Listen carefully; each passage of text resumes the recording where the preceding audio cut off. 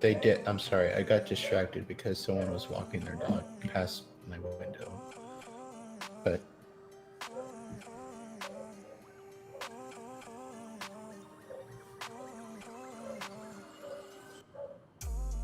no, she's good. Like she's good. She's sleeping over there. Like if I just scooch the camera right there, she's just chilling. No, that's the dogs outside. My apartment is right next to the dog park. I use park loosely because it's just like a chain fence around maybe like a normal sized backyard, but that's where people walk their dogs. So there are dog noises occasionally. But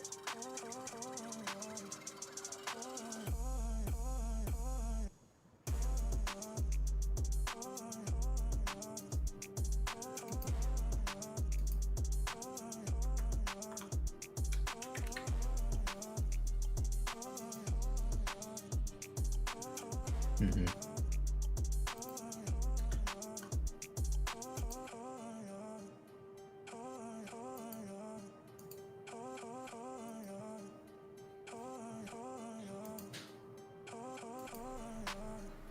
Okay, everyone should hear me now. Sorry about that, guys. I forgot that I had to remove the Yeti from all of my audio profiles. Or sorry, not audio, but all of the scenes in OBS because of whatever that glitch was like a week ago. And so yeah, I totally forgot to add it back in. That's my fault. So welcome again. It's May 19th. It's the RambleCast. Hello to everyone. And again, Google did things. They did. So yeah, that was pretty much as much of an intro as I had. You know what I was fearing is I was sitting at my computer yesterday watching the stream, waiting for things to write about, and like I'm at like an hour and a half in, and I'm like, this is kind of a snooze. Oh, This totally was. like I was totally like, oh man, I really don't care right now. I could be doing much better things. Yeah. And then they just wham, Wear OS, Android 12, material stuff. They just all had a great second half, and Yeah. I think it turned out to be a pretty decent IO. Yeah. Except that weird bit where they had the guy from Ant-Man talking about supercomputers. That was excruciating to watch. Michael Pena? Yeah, I think that's yeah. Honestly, I'm not sure how his last name is said. Which but, like he's funny, but I don't think there's a situation in that context where someone could be funny. Well, like I said in Discord, just remember, that was a bit that not only did they do it, they practiced it, they rehearsed it. This is something that somebody wrote. And it's like, wait a second. At some point, someone had to be watching this and go, you know what? This might not really track. This may not work for us. Maybe we should not do this. No one ever had that moment, apparently. Because if they had, they would have just stopped it. I mean, to be fair, it could have been so much worse. Oh, it could. The bottom floor is limitless with celebrities showing up at tech events. Oh yeah, like it could have been like Jessica Alba at the Microsoft event where It could have been like any time Apple brought people to WWDC. Oh yeah, that weird phone call between, what was it, Bono and I think Tim Cook. I don't remember that specific one. Maybe it was somebody else, but I know it was Tim Cook and some other person. I swear it was Bono. Yeah, Carson have to look that up. Have had a lot of big AI stuff, but not interesting to me personally. Yeah, some of the AI models they were showing off that could be like the future Google Assistant were kind of nice, but you have to take those with the largest grain of salt that exists on Earth, because that was not happening in real time. That was all scripted responses, or they ran it enough times where it made sense to record. Yeah. So I will be impressed when I can try it myself. But until then, it may as well not exist. It's like when companies come out with something and they say they'll fix it with bug updates. You have to pretend those will not come, and just you have to base your opinion right now on what it does now. Oh yeah, Austin brought up Michael Bay at Samsung's event. Oh, that was a work of art. Oh, Samsung is the king of the world at horrible to watch tech events. Well, do you remember the Michael Bay thing? I think he was on stage. They were talking, I think, about TVs or something, and he was only on stage for like maybe 2 minutes, and then was like, "Yeah, I can't do this," and he just turns and walks off stage. And the presenter's like, "Michael Bay, everyone." All right, continuing with the show. Because, yeah, he was supposed to be on for, like, a good long while, and they were gonna, like, it was supposed to be half interview and this whole thing, and for whatever reason, he's just like, no, peace out. I'm done. This isn't worth it to me. Oh. You have that realization as you're doing it. That's gotta hurt. Yeah. For what? Just like, oh, fuck.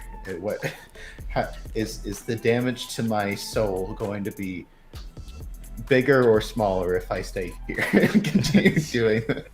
Yeah, no kidding. For what it's worth, I will say, of the things Google has tried to use celebrities for recently, this is miles better than, and I know most people won't have seen this, but they got Carrie Byron. She was on the Mythbusters. They got her to do these video segments for Jetpack Compose, the developer framework. They got her to do these segments. I guess this was 2 months ago when they did that like challenge event. Anyway, oh my god, that was so cringy. Every single segment they had her do, they were all just like short, maybe 2-minute segments, and they were just awful. I felt so much sympathy for her. It's like, no, this is a smart person.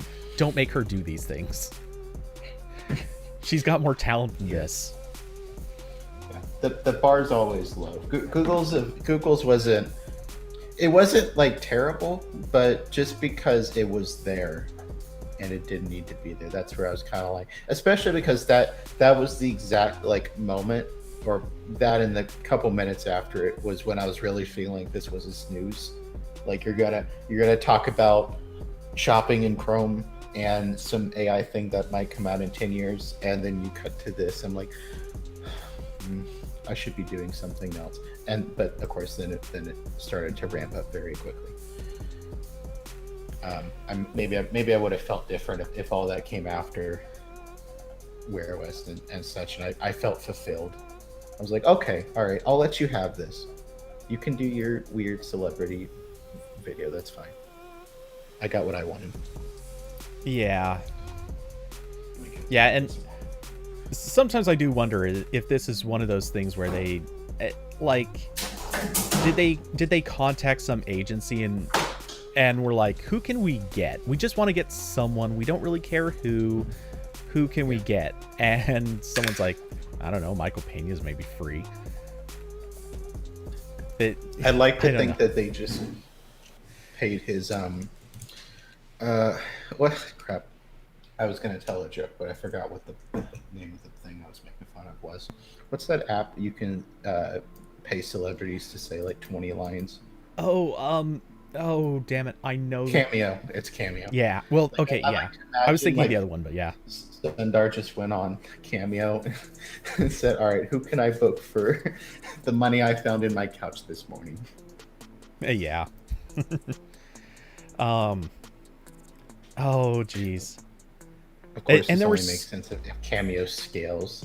Like you can get a voice line, or if you pay the big bucks, he'll come fly out and say it. I'd like to imagine that's how it works. I'm pretty sure that's actually what IMDb is for. Because if you pay, no, actually, I'm not really joking about that. If you've never looked at it, you can pay money to IMDb to get the agent contact information. Yeah, I have seen those boxes. Yeah, and so that's how you can actually reach out to a lot of these people. And I guarantee that a lot of companies are using that. Yeah. That's how they get half of these people to become like co-investors and everything else. Yeah. So Wear OS, I think that's what I care about the most. I don't know about you, but that's what I was the most excited for, probably. Yeah. Maybe so maybe tied with the big redesign, but wearables though. Okay, I will say this. If I was ranking the two, not that this is super important, but if I'm ranking the two, I think the redesign is it was just objectively that's the most important thing here, but I have a personal bias. More people will be impacted by the redesign, but I think it's something we knew was coming. It like literally it's going to get redesigned every like 3 to 4 years no matter what. We're just going to keep seeing design changes. This is the latest one. I feel like in that sense, when you just know it's happening, it's not that big a deal. I mean, we'll talk about it in a minute, but I do think that Google and Samsung deciding to... It's like when you get what you want for Christmas. Like, it's not a surprise, but like you're still happy you got it. Okay, yeah. In this instance, I'm not sure how happy I am, but we'll get to it. I don't hate it, but we'll get there. So maybe like this is I asked for a Lego set situation. You got me like a Duplo set. Is that about maybe your feelings? I was thinking maybe I asked for like really good socks for hiking, and you just got me socks, like generic. Yeah, you can wear them anywhere kind of thing, but they're socks. But yeah, I understand. Yeah, it's not exact. It'll work, but it's not quite what I wanted. Mm-hmm. Okay, anyway, but yeah, Google and Samsung pairing up, like basically collectively saying, you know what, we were dumb to fight. Let's not do that anymore. Let's instead kill one of our things. We'll say we're merging them together, but we're just going to kill it. Because let's be honest, Tizen is dead.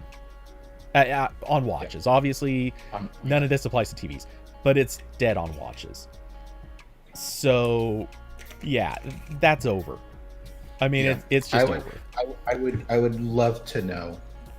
I would love to be a fly on the wall for these meetings where Samsung decided to do this, because I feel like there has to be more to the equation here than just Samsung doesn't want to make a watch OS anymore. There's got to be a little bit more. They had to have gotten maybe a little bit of a sweet deal from Google, or maybe Google was like, okay, you switch to Wear OS. You know what? You don't have to put Chrome on your phones anymore. We'll roll that one back. Not that exactly. They never do that, but something along those lines. Maybe all Samsung phones get free 8 months of YouTube Premium or something. I don't know. Okay, so your hunch is that this is a bigger deal than wearables? I think Samsung had to be. I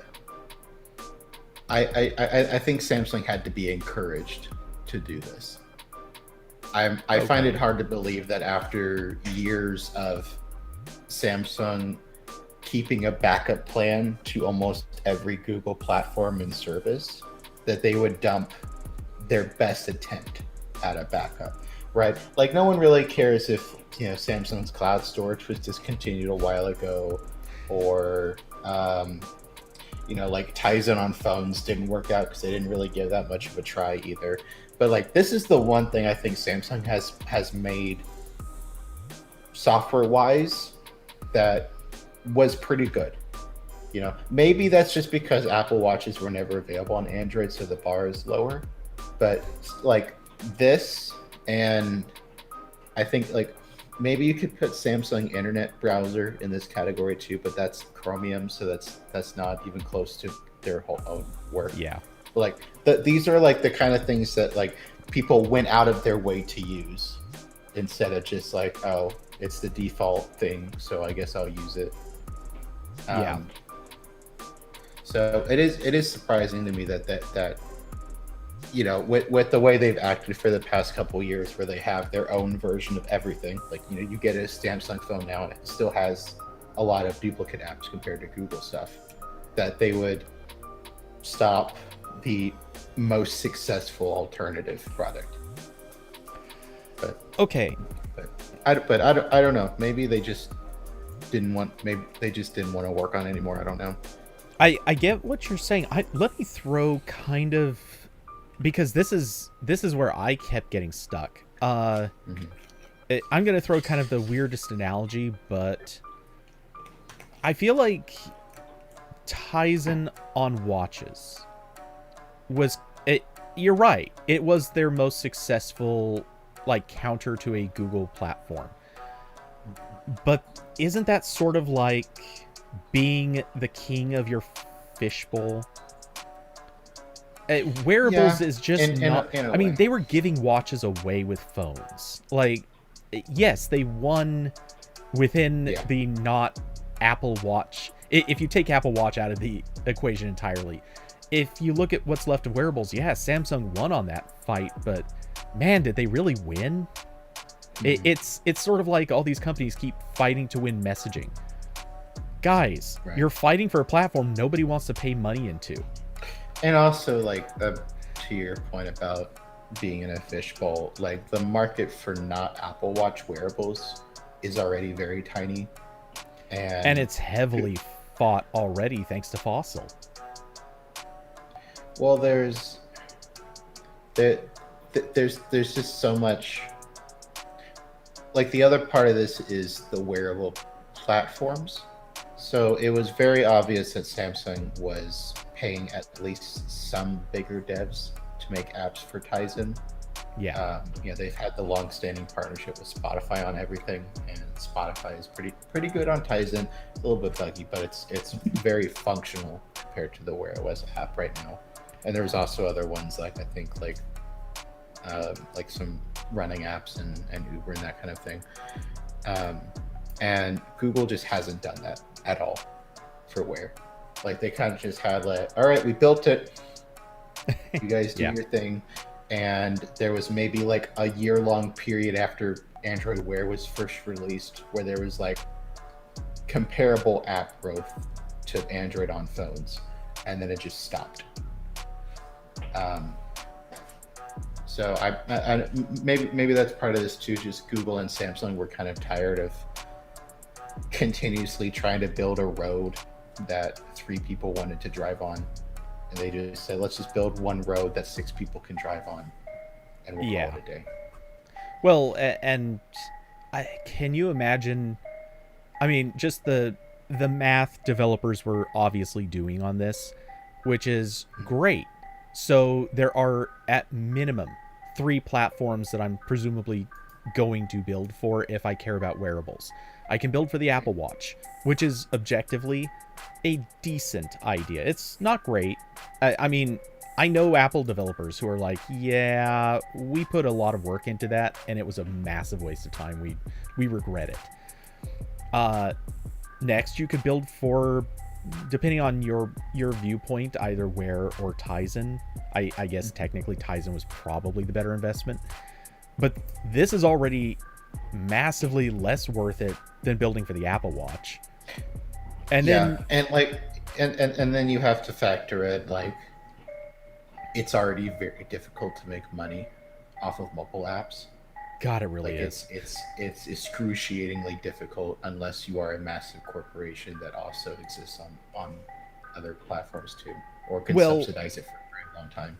that or you hit kind of the profit slipstream. You know, if you're I know that this is such a bad example, but I kind of want to use Evernote as an example. Evernote was one of those companies that came along, it offered a product that objectively was okay.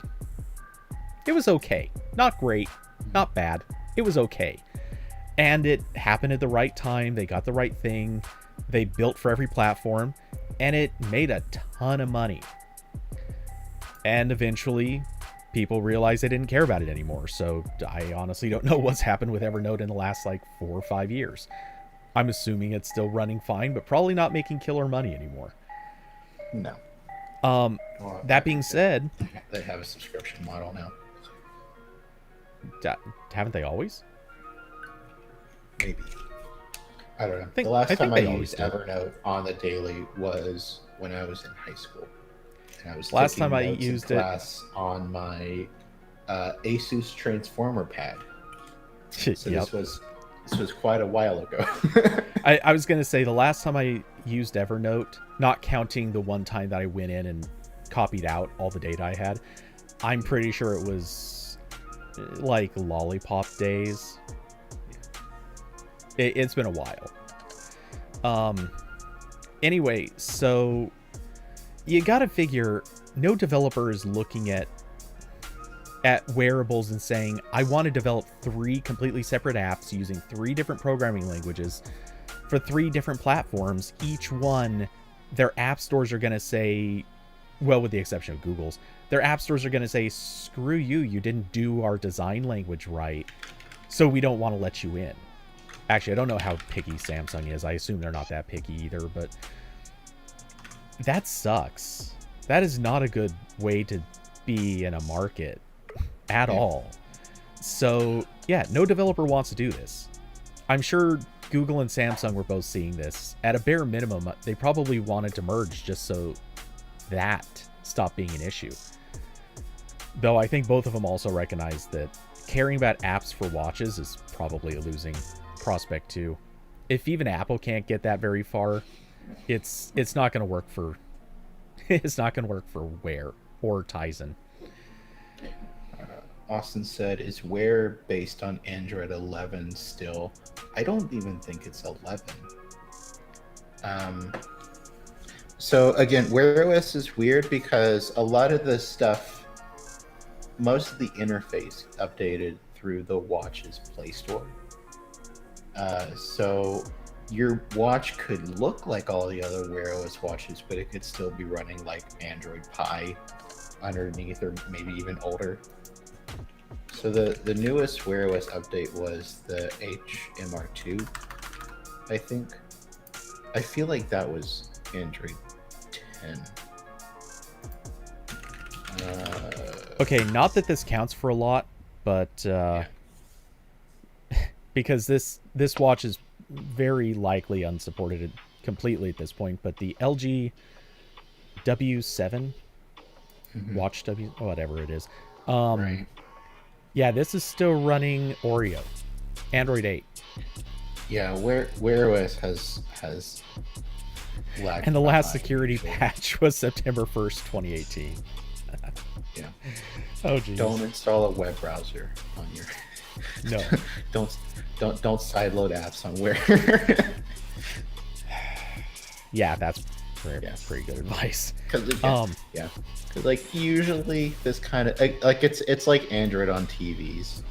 Like most of the stuff going into the OS updates doesn't really matter, and also especially on Wear, the security updates don't matter too much because you're probably installing like 2 apps. So like it'd be nice if it was caught up, but also like I'm not losing sleep over the fact that my watch is maybe vulnerable to Spectre or something.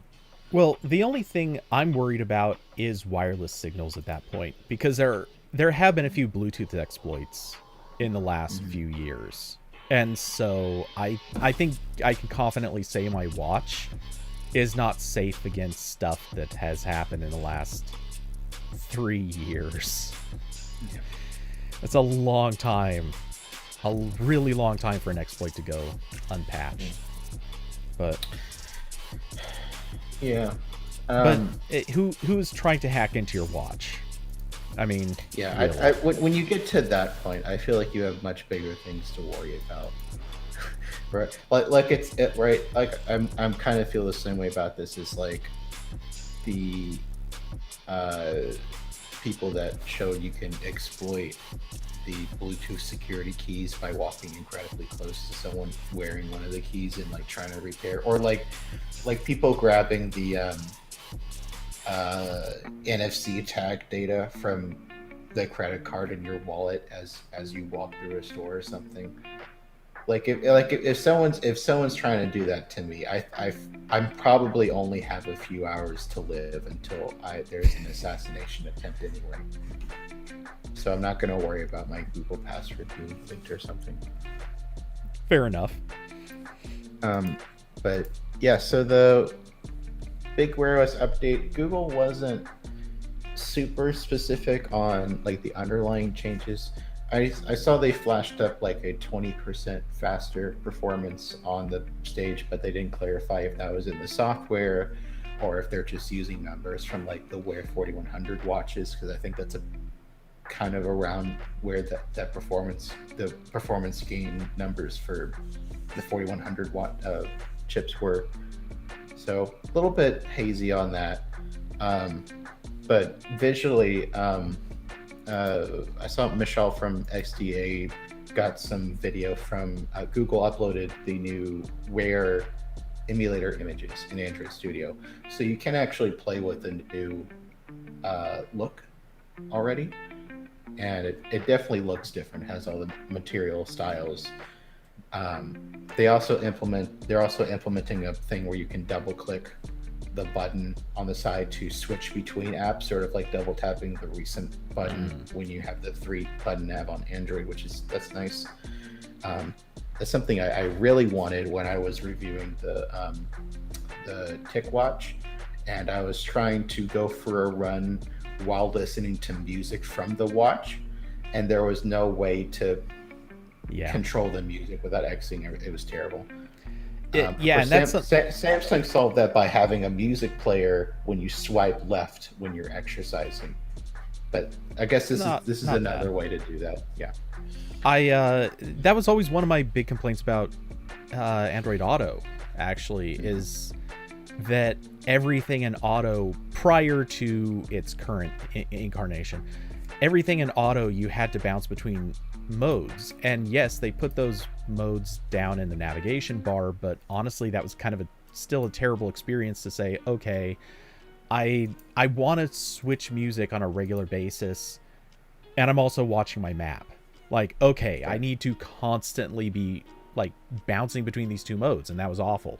So I really did like the fact they added the mini player down, or the little mini player controls down at the bottom. But you obviously could never do that on a watch. That's asking too much. So a double click makes a lot of sense. I still worry that because they're trying to keep power usage so low, I wonder how much leeway do apps get to continue running in the background. Obviously your music player will get to keep running, but you know, if you're in a third-party workout app, is it going to lose data? Is it going to have, like, how aggressive are they going to be in pushing stuff to the background? I'm sure these are all things that we'll find out more about later, but it does leave me some curiosity. All future Wear OS watches will have 16 gigabytes of RAM just for this coding. You won't have to worry. I mean, that'd be kind of cool. Yeah. No. We don't need a watch designed for like, we fixed Wear OS performance. There's 64 gigs of RAM. When you turn on your watch, it loads. Yeah. That's what they'd have to build. When you turn on the watch, it just pushes the entire operating system into a RAM disk. I mean, Android already kind of runs that way. I know. Linux kernel would be crazy. Yeah. So, Okay. Yeah, But, they were a little light on details about. they were very light on details. Yeah. They Especially when they were like, Samsung's bringing some APIs from Tizen. I'm like, what can I get? What details are that? Nope. my hunch, because yeah, I heard that and I kind of just cocked my eyebrow and didn't really get much more thought about it, but my hunch is they're probably going to bring some of the popular features of Tizen, like the rotating bezel, and I bet it's all going to be hardware stuff. I can't imagine there's that much from Tizen in terms of just the OS that they plan on bringing over to Wear. There's just not that much to the OS. Unless I'm missing something. The only thing I can think of is maybe they're helping bring more programming languages, because I think Tizen supports like C++, and I think Java, and then also I know you can kind of build stuff with web stuff like JavaScript and that kind of thing. So I don't, maybe they're porting that, because I know, at least, I don't know if this is still true, but I knew for a long time Google doesn't want you to do anything web related on Wear. Like they didn't even have a web view in Wear. I don't know if that's still true, but that was definitely the case when Wear was first introduced. So I don't know. Maybe there's something with that. But also, Google is making a big deal that most developers have switched to Kotlin with Android development, and that's going to work. Or it probably already works on Wear OS. I saw something about the percentage of Wear OS apps that were using Kotlin, and it's like, okay, that's something we can say. Yeah. There are Wear OS apps being built, and yes, someone's using Kotlin for it. Good. Yeah. Like, so I don't know how many people besides me would like some kind of web programming language to be implemented, because I refuse to learn real programming languages. I'll just continue making everything with JavaScript and Python. But that's just me.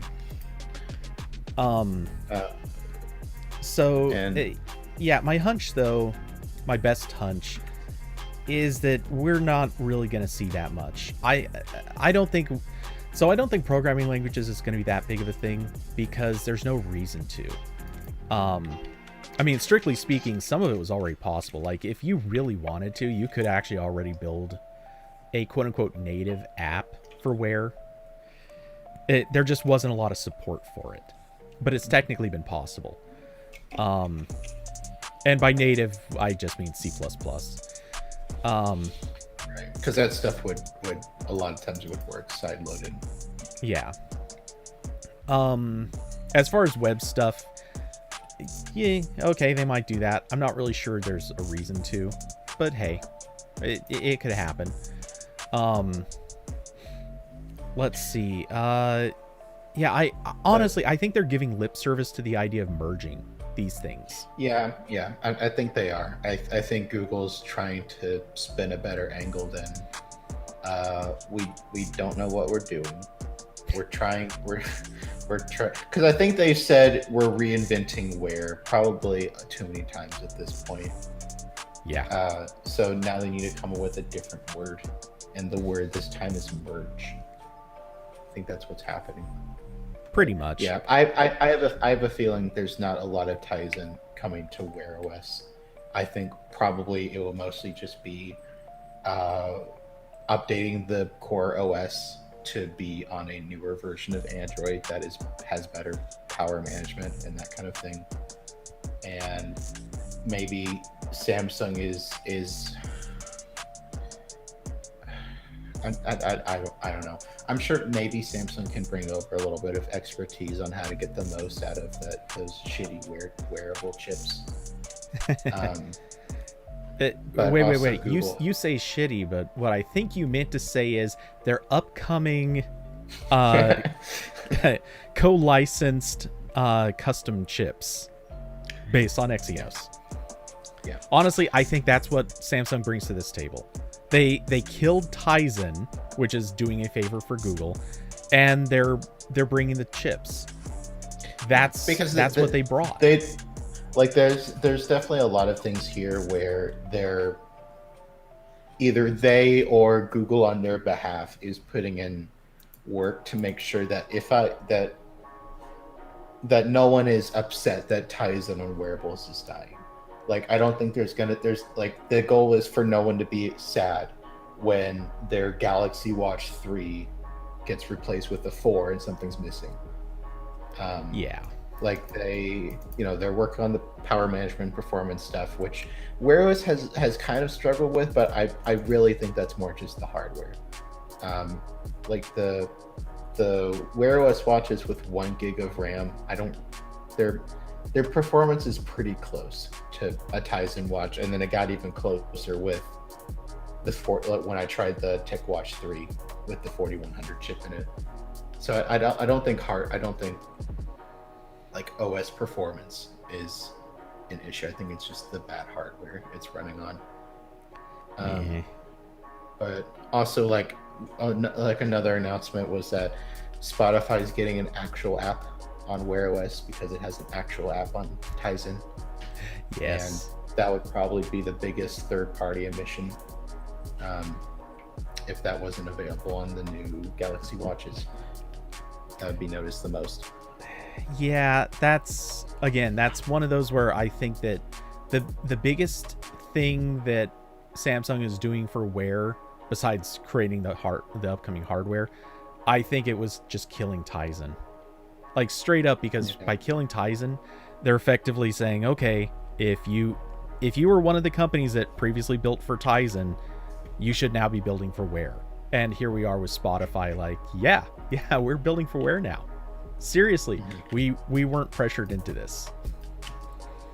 I mean, I'm sure they weren't actually pressured into it, but it feels a little like that. I'm sure Samsung was like, they signed a contract with Spotify like 8 years ago that said you have to make an app for our watches. And last week they went to Spotify and they're like, hey, so we're switching operating systems and we need this app to be ready in 2 months for the Galaxy Watch 4. Thanks. Yeah. That very well could be it. Yeah. Or they're like, hey, Spotify, if this isn't ready in time, you can kiss your preloaded status on the Note 30 goodbye. Oh, I'm sure they're not going to bother making big threats. They don't. I honestly don't think they care that much. No, I think Spotify at this point is kind of like Chrome. Like, if it's not on the phone, someone's just gonna install it. It's not a big deal. Oh, well, that too. What I meant, actually, I was talking about Samsung. For real, I think at this stage, Samsung probably just... Okay, my hunch is, and this kind of goes back to the very original topic we were kind of heading into. I think Samsung is happy to get out of making an OS for watches. Because that was just a really expensive bunch of developers who were making copies of all their phone apps. They were developing an OS that had to be targeted at watches. They had to pay other companies to develop for Tizen. Like, it was a lot of money going into that project. So I think Samsung's really happy to wash its hands of this, because now, at most, they're gonna build a few first-party Wear apps. Like, the amount they're gonna spend on developers literally just dropped by, my guess, $10 million a year, at least. Yeah. And like, they already have a bunch of people that they just shift from app to app whenever something needs an update. So that's just another app that goes in the cycle to maintain. Another Android app, I mean. Actually, as I'm running it back through my head, they're saving way more than $10 million a year in development. Way more. That's probably just what they're saving on the OS itself. They don't have to do security anything. They don't have to run a bunch of other backend services. Well, they're probably still doing security because they're using Tizen on TVs. Yeah. Maybe not all the same security, but they still have to keep the OS stuff relevant. But I think all of the things related to, well, just literally the UI development for the watches. A lot of that's all. Well, one of the big. So there was, again, there wasn't a lot of details during the actual Google event about Samsung's role in this, but we got a little bit more bits and pieces from a press release Samsung did after the event, and then also interviews CNET did with some Google and Samsung people. So they confirmed that existing Galaxy watches won't be updated to Wear. Right. I didn't expect that at all. Like, that would just be like a bonus, I guess. But also then, you know, I'm sure beyond just like maybe that might not be like technically possible without a lot of effort. There'd probably be like some repartitioning involved, and there's not a lot of storage on those watches. I have a feeling it's technically possible, though. Granted, it's one of those things that probably requires like a multi-step update. Yeah, and they'd probably have to probably do some driver work that I don't think they want to do. Right. And the thing is, especially with the older Galaxy watches, I have a feeling that the chipsets going in those were not good, but because it was on Tizen, the watches came out okay. And I have a feeling that if you took like the same exact hardware and put Wear on it, it would just crawl. And that's the thing that annoys everyone in these situations. Like, I had the old thing, it was working fine. They updated it slow now to make me buy the new thing. Yeah. So, yeah, I agree with all that. I think the other thing is Samsung just can't possibly care. I mean, like I said, I think they're so happy to wash their hands of this. This is a big, expensive project that just doesn't need to exist anymore, and I think they're happy to be done with it. And so, yeah, let Google develop the OS, because there just wasn't a fight to be won there.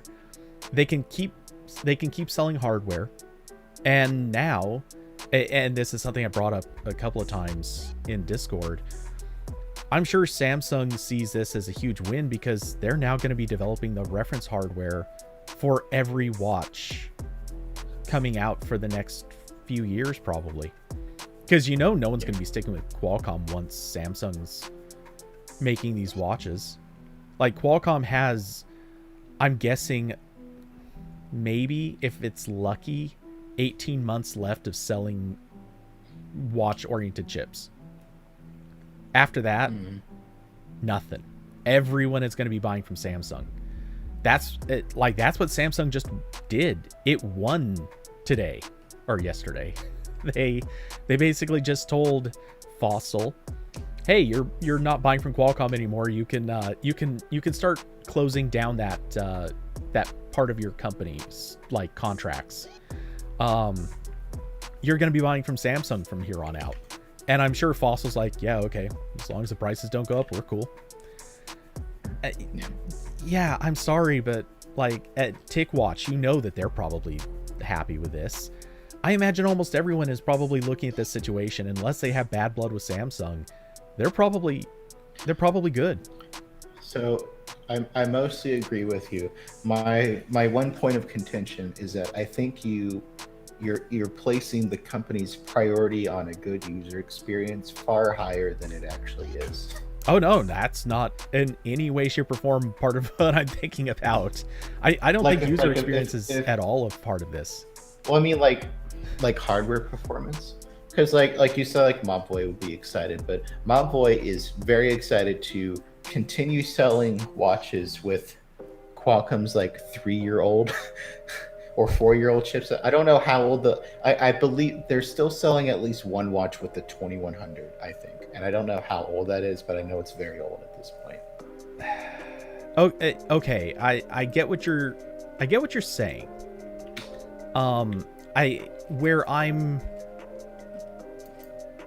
Where I guess I'm stuck on that.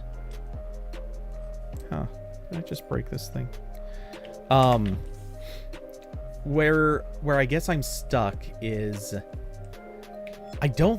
Okay, so I don't think it's user experience related. If presented with the opportunity, and the price difference isn't that big, I do think they would probably go for something that Samsung developed. Because I'm sure to some extent they do get customer complaints at some point, like this doesn't work, it's too slow, and I'm sure there's a non-zero number of returns they have to process where the complaint is it doesn't work at all. So they I'm sure they would consider switching to Samsung stuff. But Okay, so yeah, so what I was getting at is I have a feeling Samsung, at least initially, is probably also going to charge less than Qualcomm. Qualcomm is notorious for overpricing its hardware. yeah. And so, I mean, I don't think it's going to be great. But, and Qualcomm also has a long-standing history of not reducing prices for old stuff. Now, I don't know if that's held true with the Wear, or with their, the Wear 2100s. Right. But I know it's true with the phones. Like, if you buy a 2-year-old chip, Qualcomm is just going to keep pricing it at exactly the same price it was previously. So, most companies, this is why they don't use old chips. Unless the old chip just happens to be cheaper, for the most part, you're getting it from Qualcomm for the same price. Or if you're Motorola and you found the world's largest warehouse of Texas Instruments components known to man, and you have a watch to make. There is that. God, Motorola, what were you thinking? Oh boy. Well, hey, the Google Glass team had the same notions, so who's to judge? Yeah. Who let he who hasn't dug up a chipset from a dumpster and put it in a new product cast the first stone. But yes, and so the other details about Samsung's plan is they didn't say anything about the next Galaxy Watch besides that it will have Wear OS and that it will still have the spinning bezel. I guess they said that because there's no Wear watches with that, then maybe some people would jump to the conclusion that you can't do that on Wear OS. So they said that's not going anywhere, so no one needs to freak out. Quote, you can't do that on Wear OS it is kind of the thing that everyone has reached. There's so much you can't do on Wear, and I don't think it had anything to do with an inability so much as no one tried it, no one cares, let's not bother. No, it's I think it's 100% like no one really cared enough, because Wear OS has had the dial on the side, and that works reasonably well across everything. But no one's taken that. So the software is in place. They just never made it around the whole watch. But anyway, so that's staying. They also said that the older Galaxy watches, they wouldn't be updated to Wear, but they would get 3 years of updates. But that's 3 years starting from when the watches were released. Yeah. So that's the big kicker. So I checked when because all these watches kind of blend together. So the most recent one is the Watch 3 that came out in August of last year. So that's getting 3 years that when you include this year. Yeah, so it basically has 2.5 years left ish. Yeah. So that's reasonable. I don't think anyone really expects more from a smartwatch. As much as that, like it to not be the case. I think a lot of people expect way more, but yeah. The Watch Active 2, which of course I just bought on Swappa, has a year left, I think, because it came out in 2019, I believe. Hold on. What did I write in this article? Because I did the math in this. Yeah. So the Watch Active 2 has a year left because the 3-year mark for it would be August of next year. And then the I did a typo in this post. I'm gonna fix that while I'm talking. The original Galaxy Watch, which came out in 2018, that means it's dying this year in August. Okay, so I'm going to. I'll talk while you're fixing your typo. I already did. Oh, good for you! Congratulations. I'm so fast. We'll cut that fast part at out. Fixing my mistakes, Cody. We'll edit that out later. Anyway, no. So the problem I'm seeing with this statement, and I call it a problem, but it's really more of a solution for Samsung. What are they updating? What does their definition of support actually mean here? Because like, it's not like they're going to keep developing new apps. Huge. They're not going to make new apps. They're not going to send out, like, they don't have Android major OS updates coming, or it's not like major OS updates where in theory they should probably be updating their watches alongside the big company that's releasing these updates. They don't have any incentive or motivation or timeline that says, yep, we guarantee, major OS updates to your watch for the next 3 years. No, there's no such thing. So honestly, that support guarantee doesn't have meaning, I don't think. The support guarantee to me reads like, we for sure promise your watch will not break until this date comes. That's what that reads to me. And I think also, like, stuff might keep working for a little bit longer. Just because, like, this is what happens with all software products. Like, there's a date they say, okay, after this date, do not complain to us if something breaks. We're not going to test on your Windows XP computer anymore. You're on your own. And stuff keeps working after that because they don't immediately flip a switch that updates their whole infrastructure. Yeah. Although the kicker there is that the other big thing that Samsung announced that was a little bit surprising to me was that they're not porting Samsung Health to Wear OS. So their whole current health ecosystem is effectively it's on life support now as of yesterday. And that's I was surprised by that for two reasons. Number one, that's another thing that Samsung has, like, built a decent alternative to Google for, especially considering there was a good while there where Google Fit was almost non-functional for anything more complicated than, like, tracking steps. And a while? I think it still is. Yeah, that's true. I don't do, like, complex workouts with a Wear OS watch, so maybe it's still terrible. The most I've done is, like, running. But that it was surprising to me that Samsung would be giving that up. But especially because other companies, even ones using Wear OS, are doing the opposite. So OnePlus is building its own health thing, although that's because they don't use Wear OS, so they have to. Mobvoi uses Wear OS, but they have their own health stuff. They have their own app that plugs in and everything. Fossil has a little bit of its own health tracking, but I don't think it's more than just steps. So even the companies still on Wear OS have a backup plan to Google Fit. So it's a little bit surprising that Samsung's dropping it. But I think so. I am curious when they're going to pull the plug for Samsung Health, because that's when these watches will become significantly less useful. Yeah. Unless one of those updates is making it use Google Fit, but then that goes back to the same argument of, like, are they really going to put in that effort? Probably. Wait. What if that's actually what's happening? Maybe that is the thing Samsung's bringing to Wear. They're bringing Samsung Health, and Google Fit will die.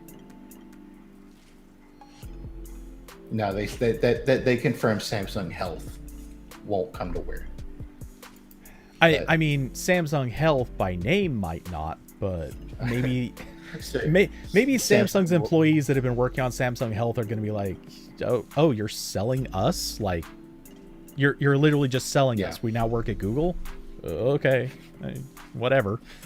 Like, yeah, they show up to work one morning. They're like, "All right, here's your new ID key. You actually work down the street now. yeah, So we'll see you in the Slack call at noon. Go get him, Tiger." yeah. Wait. Why does our building have Google written on it now instead of Samsung? We're like, Don't worry about it. Don't worry about it. You're fine. do we still we work need here? you to sign these new. Yeah. Did you sublet the office? Yeah. Well, I don't know. Maybe they do that, but also like I feel like that's why Google bought an entire health company. So I don't know if they necessarily need Samsung's health to do that. Yeah, that's probably true. Though to be fair, they bought a Yeah. health company that's like so much does not give a crap about anything other than steps and sleep tracking. Yeah, you know what's crazy is that I think Google Fit. This might have changed with a recent Wear OS update, but Google Fit had no way to record sleep. It could take sleep data Yeah, that's from correct. other apps. It could not record it. Well, that's What's true of wrong almost there? everything. The only thing that Google Fit actually had the ability to record, specifically record. Well, okay, record can mean two things here. The only thing that it actually physically fully automated recording it could do was step tracking, and for a period of time it could record reps of weightlifting, push-ups, and something else, like squats, I think. Technically, with versions of their app, you could also enter, like, quote-unquote record, but you're not actually recording anything, you're just entering the data. You could also enter data from like another 20 types of workouts, but it was all, you had to count it yourself. And sleep data, food data, because food was another big thing that they made a big like hype point. Oh my god, Google Fit can now handle food. You know, you got to get another app to do it, but Google Fit cares because we'll keep that data for telling you. me my Wear OS watch can't tell when I'm eating a cheeseburger? Is that what you're telling me? All these AI smarts, and it can't do that. I mean, not until there's a camera and they add skin, like that weird skin thing that they are doing for looking at moles. Yeah, now you could point your watch with its camera at your hamburger and say, yeah, that's my calories now. Then it'll figure it out. You scan the cheeseburger and your phone immediately buzzes and says, "Please don't eat that." It's like, dude, you've already had 4 of these this week. You're going to die.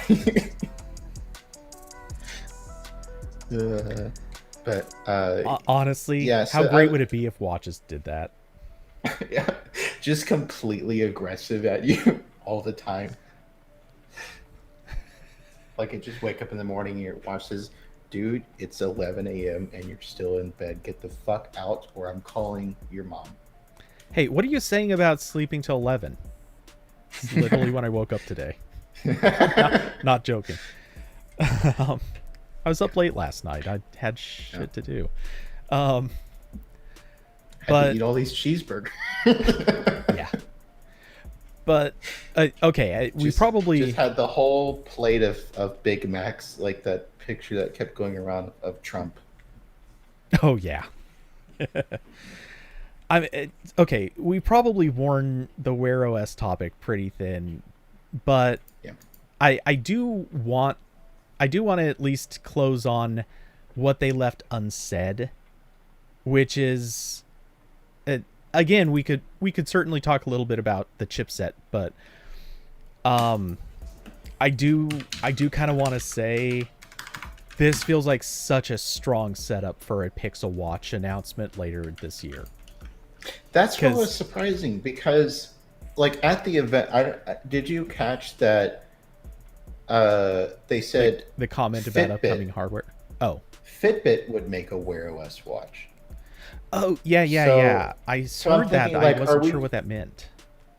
So maybe we're just never going to get a Pixel Watch, and Fitbit is now the brand that Google will use for Exactly. wearables. I Uh, think that might be what's happening here. that's what I. Yeah, that's kind of what I thought too, You know, and I don't like that. as strong and recognizable as the Google Pixel brand is, Google has decided to use I Fitbit for mean, this. Fitbit is obviously more recognizable, so I Yeah. would understand that decision. Okay, here's what I'm hoping the true answer is. I'm hoping, man, what the mere fact of me even saying the word hope in relation to Google product lines. Oh my god, I I feel bad about myself already. Okay, what I'm hoping is that this means Fitbit is going to make a Wear OS watch, and there's separately going to be a Pixel watch. My hope is that a Pixel watch serves as their sort of fashion brand, in so much as Pixel is quasi fashionable, and that a Fitbit smart Wear OS watch is going to be like the actual workout band that it should be, because that's what everybody Okay, already so attributes with the branding. okay, I could 100% see that because that's what Samsung does, right? Yeah, They have the flashy Galaxy Watch, and then they have the sleeker workout watch, the Watch Active. So I could totally see just the comparison of the Active. It goes under Fitbit, and then we make the nice pretty watch uh, under Pixel. And maybe I'd also be curious to see which one effectively becomes like the dev device. yeah, Because like right like it won't be Google Fitbit. has not like Google has not done anything for Android TV or until the Chromecast, to the point where they had to make a box specifically so people could test Android TV. Yeah, I was going to So bring that up too, and I was when going are to we say getting honestly, I the think Google's done making developer devices. Yeah, well, in theory they shouldn't need. Well, in theory they shouldn't ever have had to do that, but now they shouldn't. I don't think Samsung doesn't let you do anything with their stuff, but presumably a Pixel would be okay. Maybe Fitbit. Although I would find it really funny if they did like an ADT watch, and it's just like an iPod on your iPod size on your wrist, or No, I just don't think there's ever going to be a developer watch.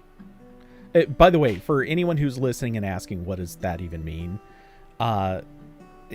Based on historical notions of what a developer phone is, it's one where you can, where they are making available the firmwares so that you can flash to older versions of the OS at this stage. Because I had this conversation actually with Google's Android TV team, and I asked them like, okay, so, you know, and this was in advance of the new Android TV coming out a couple of years ago.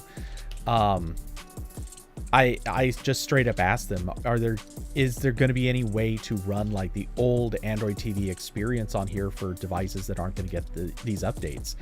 And you could just see the look of confusion on their face. Like, why would anybody do that? Why would anyone even want it? It's over. Like, Google does not care about old versions anymore. Not really. Yeah. Well, also they had to have one because they needed a stock platform to test against.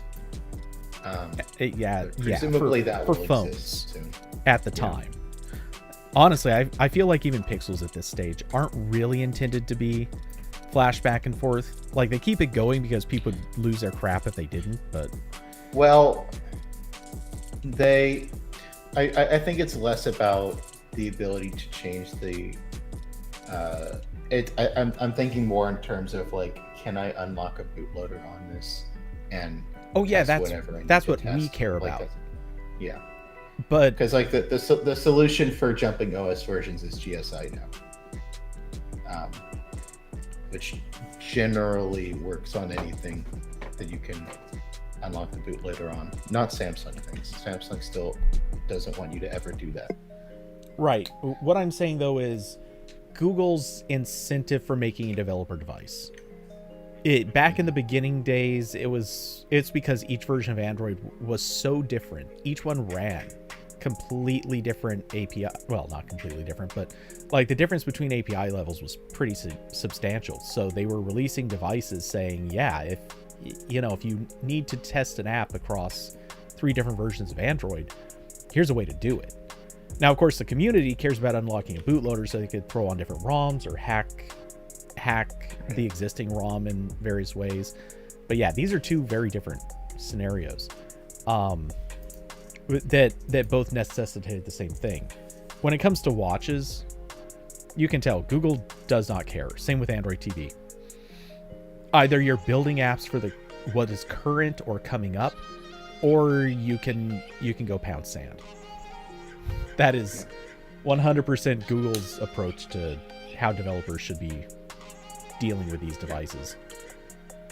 All right. Well, I managed to talk about Wear for an hour, so I'll stay on to talk about a little bit of the material thing, and then I need to take off because I still have reviews to write. Yeah, like I said, we definitely worked that topic. Yeah. Well, that's what I came here for. I'm all about the wearables here. I have a drawer full of them. This is what I want to see. So you're saying you didn't come here to talk about Material U? I know. It will shock you to know that I'm not a designer. So new design languages aren't like entirely my jam, but Yeah, fair enough. So I'm mostly here from like okay, my buttons are gonna move around again, hopefully. Yeah. Because I've been on this train many times where I've said I would really just like my phone to not significantly change 1 year. Like it's fine, just leave it alone. And Google is tossing it all out again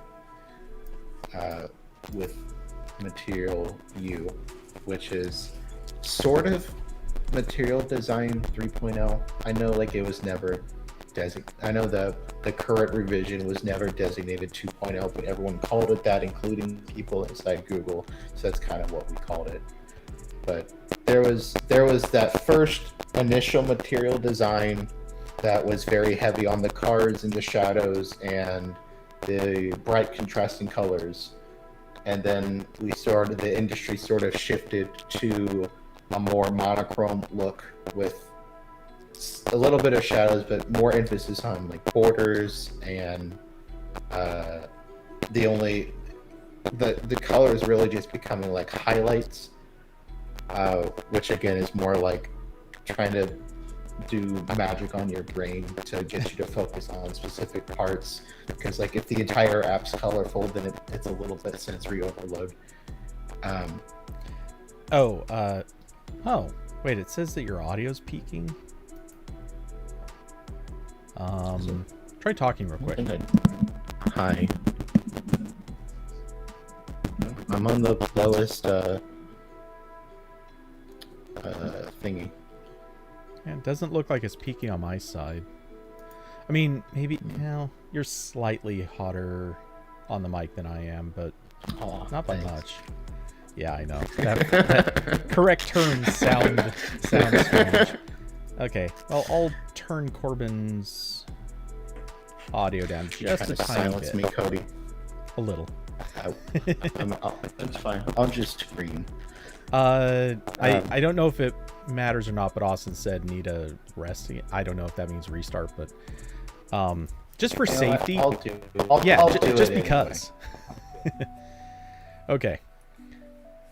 Never hurts to do it for safety. That also actually sounds dirty, but whatever. He's usually back by now. He returns. And I don't know if this was a OS update or a Firefox update or just from me reinstalling the OS on this computer, but Firefox on Linux no longer does the thing where it doesn't let me pick the microphone. Oh, neat. So I can pick the right microphone. It's great. So anyway, yeah. So we were kind of in this stage for a while where Google's take on material, like they did this big push. I think it was like 2 years ago, where they said, okay, look, we get that you want your apps to look different. You know, you want to have a brand identity through your apps. So we get that. So here are some guidelines on how to tweak material to fit what you want your stuff to look like, but it's in a way that it still makes sense. Like your app doesn't function entirely different than all the other apps. And then Google themselves took that and they made what was officially designated the Google Material theme, which everyone called Material 2.0, and that was the just everything white. And then of course, like it was like the Google theme, but also they changed most of Android to be that theme. So is it really just for the Google stuff anymore, or is it just Yeah.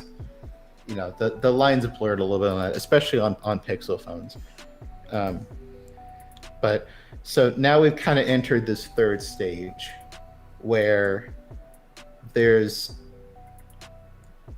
just from like a layout perspective, not a lot is changing compared to the stuff we've seen on like One UI, the newer One UI and the Pixel theme, where there's an emphasis on larger text and less so on older stuff like hamburger menus and that kind of thing. So it's not a huge change, I don't think, in terms of just layout, like where everything is, but it's very different on the size of the elements. There's a bigger push on larger buttons, and also they're more distinct. And the big change is the colors. The colors are back, people. You've been complaining that all your apps are white, and now they can be white with some other colors. It's great. And Google made a big deal out of the fact that you'll be able to change some of the values for the colors, so you can kind of personalize the apps a little bit, which is, you know, that's been in Android for a while, where you've been able to set like a highlight color, and that appears across some of the system, but it didn't really affect apps. I don't really know how many third-party apps would go for something like that, because again, like the whole last push when we were doing material theming was acknowledging the fact that companies want their stuff to look like their logo and their brand and this kind of stuff. Yeah, when you were bringing that up a minute ago, that's where I was about to take it. Man, I feel like Material U very almost specifically says, yeah, we know that you had brand colors. We'd really like you to stop that now. We just want everything to kind of mesh into whatever pictures are on the screen. Mm-hmm. Yeah. So that's the big change here, is the focus on color, which I'm really happy about, because it does, like, I do kind of miss a little bit when when mobile apps maybe had more like pop, like they kind of felt like, wow, this is like a thing that's alive, and it's not even just where it's like, oh, I see colors, so my primitive monkey brain is excited, but more just like it's nice that there's it felt more like every app was more distinct, which is weird to say after I just talked about how apps were kind of trying to focus on their design language more over the past couple of years.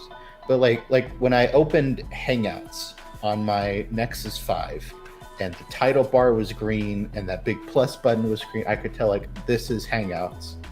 I get it. I understand what's happening here. And then I'd open like the phone app and everything would be blue. And I'd be like, yes, I get it. This is the phone app.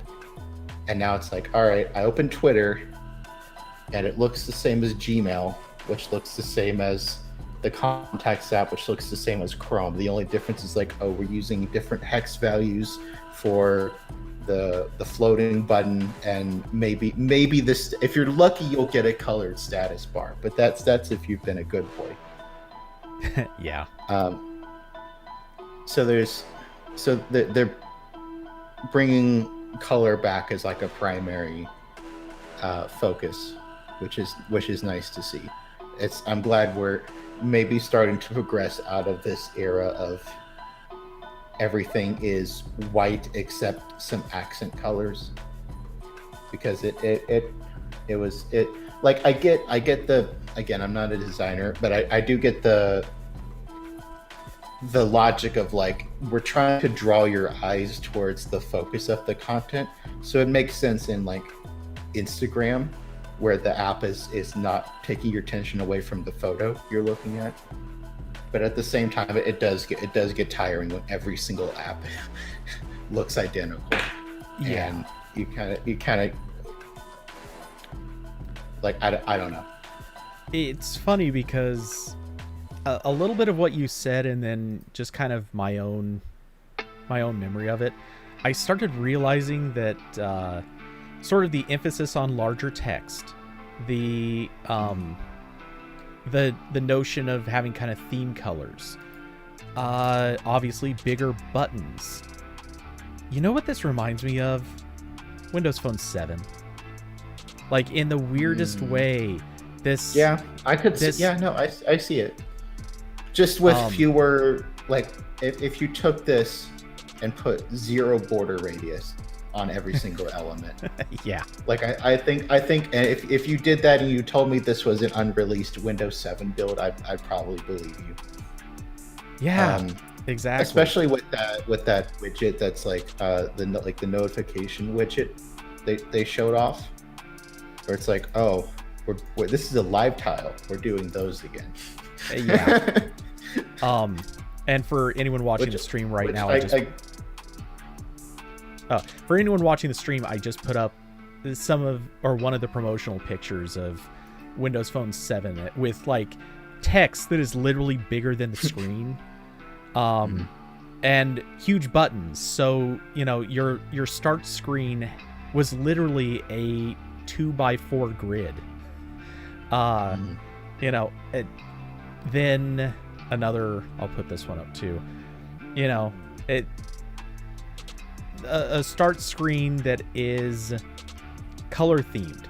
Like, you have a few live tiles that have their own colors, but otherwise everything is sitting here with a themed background color. And it's like, yeah, you know, they already were killing, or Microsoft was already kind of doing away with brand colors. And here's like, it feels like Android's really taken a similar corner. Yeah. And again, it goes to show you just how far ahead Microsoft was with early Metro stuff. They really were. That was like, what? No, there's not a lot of things I feel like I can give Microsoft huge props for, that they were thinking very far ahead. I think like it's that, and maybe like making Windows NT in 1990. Yeah. That's about the there aren't a whole lot of things besides that where I feel like they were just so incredibly ahead of everyone else. But yeah. Actually, I would argue .NET was pretty far ahead, though. Okay, maybe. I haven't, that was before. Yeah, most people don't have much context on that one, but. Yeah. And of course, all the Java fans will say .NET was just a copy of Java. I would say it was a copy of Java that didn't suck. So, you know. Oh man, this share sheet and the video demo they have, it looks exactly like iOS. Oh yeah. Like yeah. I was. That's the other thing is I was just doing some app testing on the iPhone, and I was like, wait a minute, I just saw this. Yep. No, and that's the thing. Seriously, Android. Look, I hate it when people do the whole such and such just copied someone else. Yeah. Well, yes, they copied something because it's good. Like it's okay. Right? You can copy things. You don't have to. Yeah. If everything's original and completely different than everything else, chances are one of those things, like if you can have two things, if they're both completely opposite, guaranteed one of them sucks at something. Maybe you can have two good completely different things, but chances are you don't. And chances are one of them's going to suck. And in many of these cases... Yeah. And especially with software design, there's always been like a very strong convergent evolution where everything's going in the same direction, right? Like Hamburger Mini showed up on one like I think maybe it was an Android thing sort of first, and then just showed up on every computing platform that existed because it was a good idea. We could not have like a menu bar that took up the top part of the screen. We just put all that in the corner, and that ended up being on everything. And then we realized that was maybe not a good idea because then we don't know what the menu is anymore. Yeah. And now we moved on to tab bars. Yeah. That being said, I am still baffled that iOS still has a terrible notification shade. Like, seriously. Oh, it's awful. It is. How? They've had enough time. They can do this good now. It's okay. Every time I use iPhones for stuff, I can never get over the fact that like the notifications are kind of the same thing as the lock screen. Like why do I have a giant clock where my notifications can go? Why does it have a wallpaper behind it? I'm a little bit confused here. Well, to be fair, the same thing could probably be said about Android, or certain flavors of Android. But not in the early days when you could have a widget on your lock screen. Not gonna lie, I still sort of miss that. I just hated the implementation. It was a good idea. It was just implemented so badly. Yeah, it was a good. Like I know you can still like kind of do it. Like there are apps that recreate it, but I do miss it in stock Android sometimes, especially when you had the music player apps that had really good widgets. Not really so anymore. No one really cares about widgets anymore. But back in the day, it was nice. I mean, you say that, but I have a feeling there's probably somebody listening right now who's like, no, but seriously, I use my music player widget all the time. I like widgets. I just have not seen a music player one that's not much better than here's a play button for you. We'll give you a song title if you're lucky. Yeah. But yeah, so I'm interested in this, but also like every time one of these transitions happens, it takes so long for it to show up everywhere. It was easy year or 2 years when we had what was it? It was Gmail took ages. No, I'm sorry, not Gmail did take ages. But I was thinking of like Hangouts. Remember how long Hangouts was still on Apollo? It was years. That one took a while. But yeah, so this I'll be more excited, when Android 12 shows up, and then we start seeing these in more Google apps. Well, you mentioned Google apps. I'm so curious how this is going to play out for third-party developers. I haven't looked at it in a while, but I'm curious what the material design guidelines look like at this point. I imagine a lot of that hasn't been updated yet, because Google even said, like, in this announcement, like, we'll fill you in the coming weeks and months. Like, I think they're still prepping a lot of the documentation for this. Oh, they definitely are.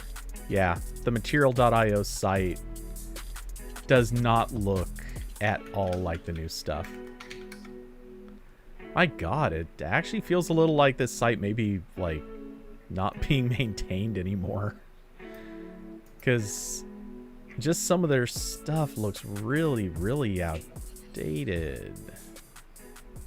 It's not terrible, but Yeah. So I'm interested. Like it looks like a good direction to go in, and I think depending on how the customization angle plays out, um, I think that could definitely be a strong argument for Android as a platform. Because that, like, one of the big draws for Android historically has been like you can change stuff about it, and and Google hasn't leaned particularly hard into that for a long time. Um, like it's they still do a little bit, but the focus on you can do whatever colors you want could definitely help them there. Oh yeah. Especially when Apple is remaining very strong. You cannot change anything on our phones. So I'm interested to see that, how that plays out.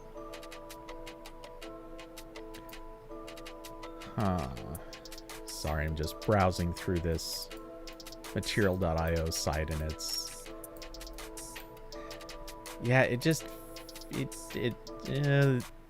wow, they still actually have a section mentioning shadows. I feel like shadows are really completely out of Android's design language. I mean, certainly out of the new one. Yeah, that was the thing. That was one of the elements of Material Design 1. Yeah. That really went the way of the Dino when they started implementing custom things. But which is really kind of funny Google... because, man, I remember sitting in what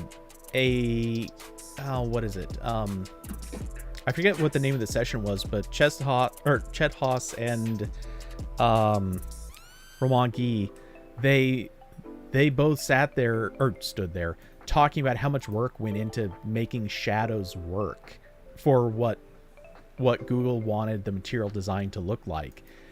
And it's like, just I wonder if they're looking back on this now going, so you're saying we wasted all that time? Like, we did a lot of work making that happen. Maybe you guys could have kept it around for another generation or so. Yeah, like I opened Google Keep because I remember having shadows around the cards, but I see now it's just a gray border. But yeah, and again, like that was like one of the big focuses with Material Design 1 is like your app has layers, and you tell the difference between the layers with shadows. Yeah, and then that went away. Like I think. But Gmail maybe.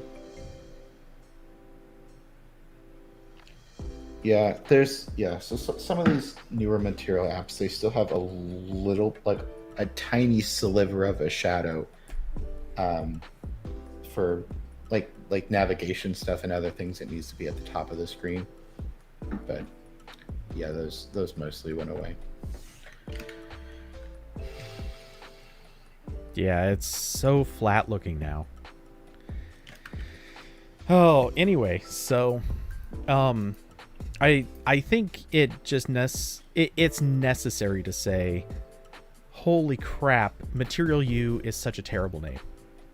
I mean, yeah, I get what they were shooting for, but it's just cringy.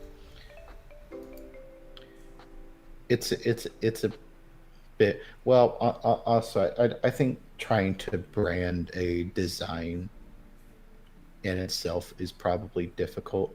Like, you can't really call, like, Samsung kind of does it with One UI.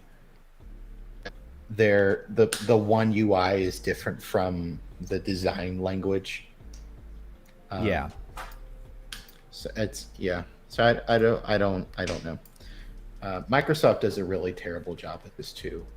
Like they keep coming up with design languages that are almost the same thing and give them completely different names. and that everyone forgets. Okay, well, technically they got chased away from Metro because it was already a Yeah, there was branded some name, copyright. Yeah, yeah. and that whatever So company it then they went was with sued them, which was bullshit. yeah, Yeah, then and they they went with progressively changed to a bunch of other modern. names because every name they come up with sucks, and it takes them a while to kind of brand their way back out of the one that sucks, and in the process come up with something new that sucks. Kind of like how Samsung had like 5 different brands between TouchWiz and One UI. Yes. Like they were like, no, no, guys, no, no, it's Samsung Experience now. Please call it that. Stop saying TouchWiz, and then everyone kept calling it, still was calling it TouchWiz.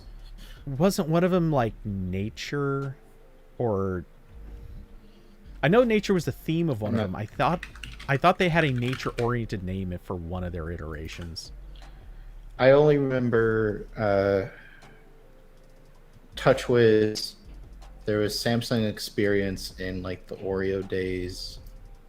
Um, okay, yeah, Wikipedia just says it was called Samsung Experience from the end of TouchWiz to the start of One UI. But Okay. maybe that was like branding they did, um, or like a tagline or something. Well, I remember it was around the same time, or I think announced with their whole thing where they wanted all their products to kind of resemble things you found in nature. So, like the phone, they positioned everything as looking like pebbles that you'd find in the river and things like that. It was really weird. It wasn't. It wasn't bad. It just like they tried so hard to push that message. It felt weird. It like I guess too much try hard, but it was actually a good look for the time. Yeah, water drops, rain leaves, or rain on leaves. Yeah, everything was very like you find this in your Zen garden kind of a look. Yeah. Oh yeah, the sounds they like when you unlocked on the lock screen. You'd swipe your finger and it had a rippling water, and there was like a water drop sound, and yeah. And that was like the height of like live wallpapers too. Yeah. Well, it was kind of what's funny about it is it was very skeuomorphic in a weird way, but at the same time not at all. Like it didn't subscribe to any of the notions of skeuomorphism. It was just heavily themed off of real things. Yeah, like there was like you didn't open the Note app and it had like pictures of leaves as the background. There were no leaves blowing away. There were no page turn animations. None of that crap. But they Really still funny. had. So there was like what if there was like a wind gustling sound effect as you switched apps? Oh god. like is it weird I want this now? Yeah. Someone make that an app. Oh, it's so cringy, but it would be actually kind of a lot of fun. Just for like 10 minutes. It's not something you want to have all the time, but just 10 minutes. This would be 100% like the browser extension I made that plays the Wii Shop channel when you open Amazon. Like it's absolutely hilarious if you only use it for like 10 minutes a week. But then when I'm trying to write a post and I have to have Amazon open for like 40 minutes, then it's not quite as much fun. I have to turn it off. Okay, legit. No sarcasm at all as I say this. I can imagine that becoming super popular with people for just like the 10 minutes a day after they get off work. Like you've been using your phone. There's no sound effects, no nothing. It's all just very straightforward kind of work mindset. And then as soon as you're like out of work, the phone just produces occasional calming sounds and effects. And it's kind of like that. Here's your moment of zen each day after work. Your little bits of joy. You know, I could 100% see that being like an upgraded version of like work profiles. Oh like, yeah. Okay, when your phone detects, all right, you're going home, we're gonna turn on relax mode. All your work apps are now uninstalled. There's a single icon on your home screen that goes to Netflix, and you're good. We'll come back in the morning. Yeah. Oh, that would words, actually it's be gonna really an good. Android I 13. want that. Not that I work Yeah. in an office, so that would have no effect on me, but I think that would be a great idea. Yeah.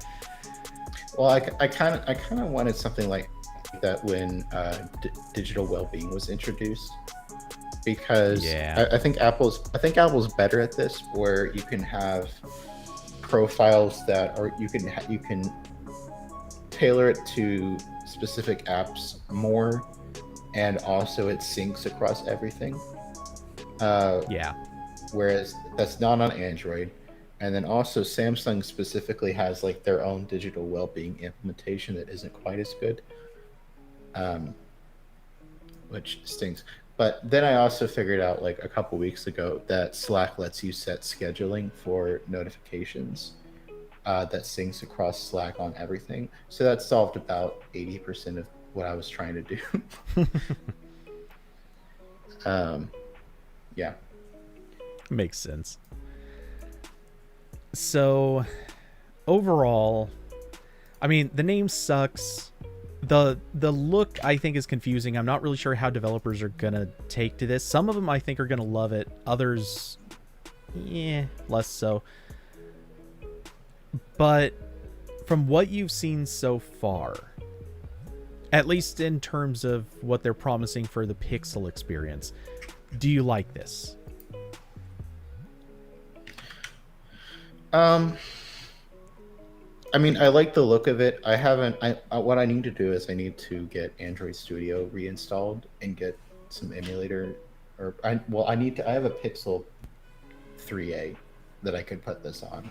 I probably should play with that.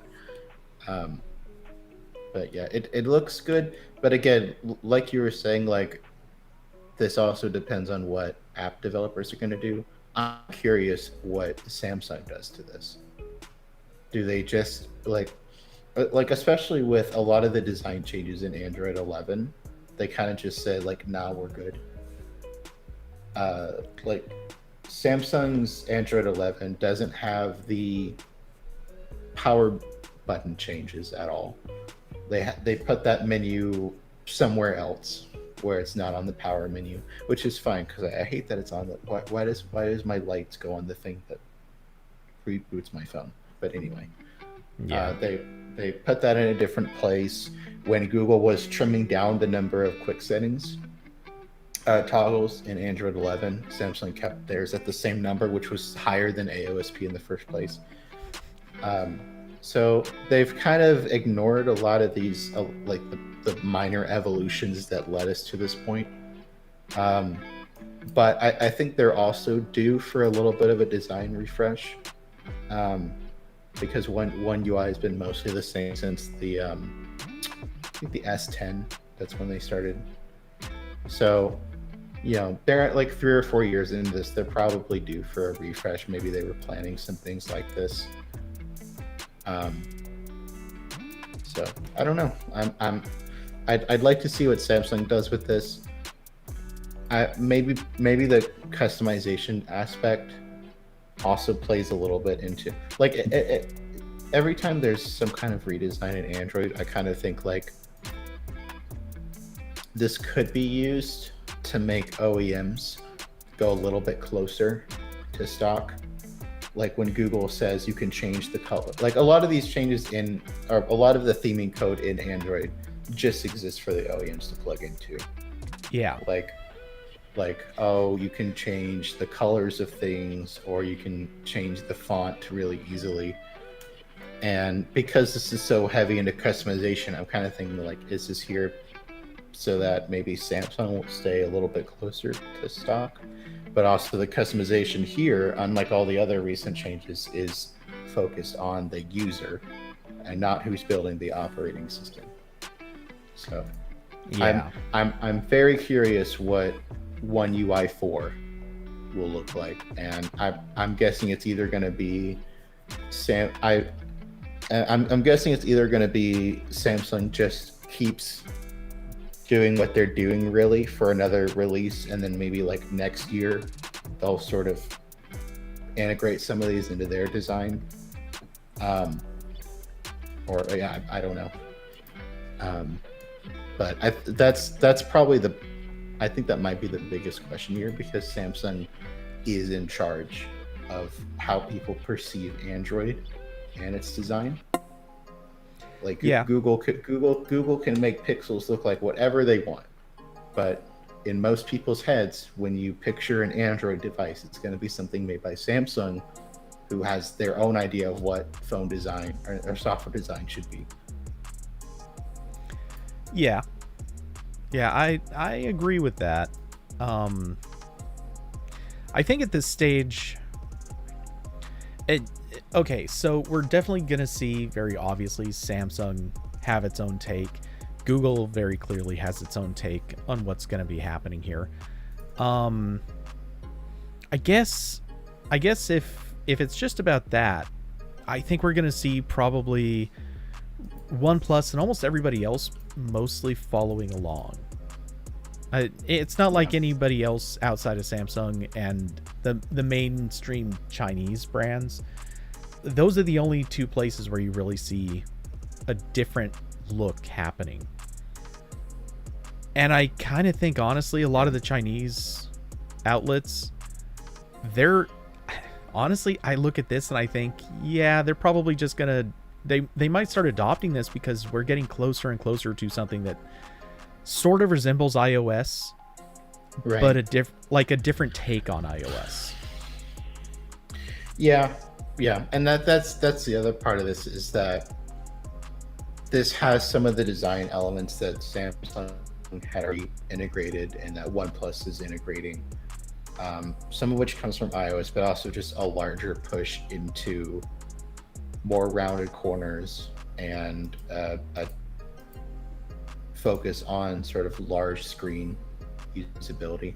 The one thing I see here that I bet Samsung might still modify is Samsung on all their apps has this design where usually when you open an app, by default, like the top half of your phone is just the title of whatever you're looking at.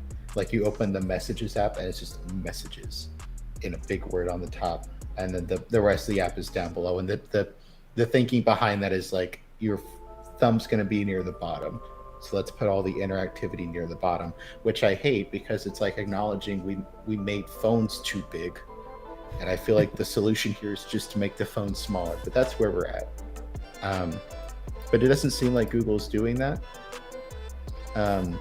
So I'm, and that design element alone is also what makes it has ramifications across the other design languages.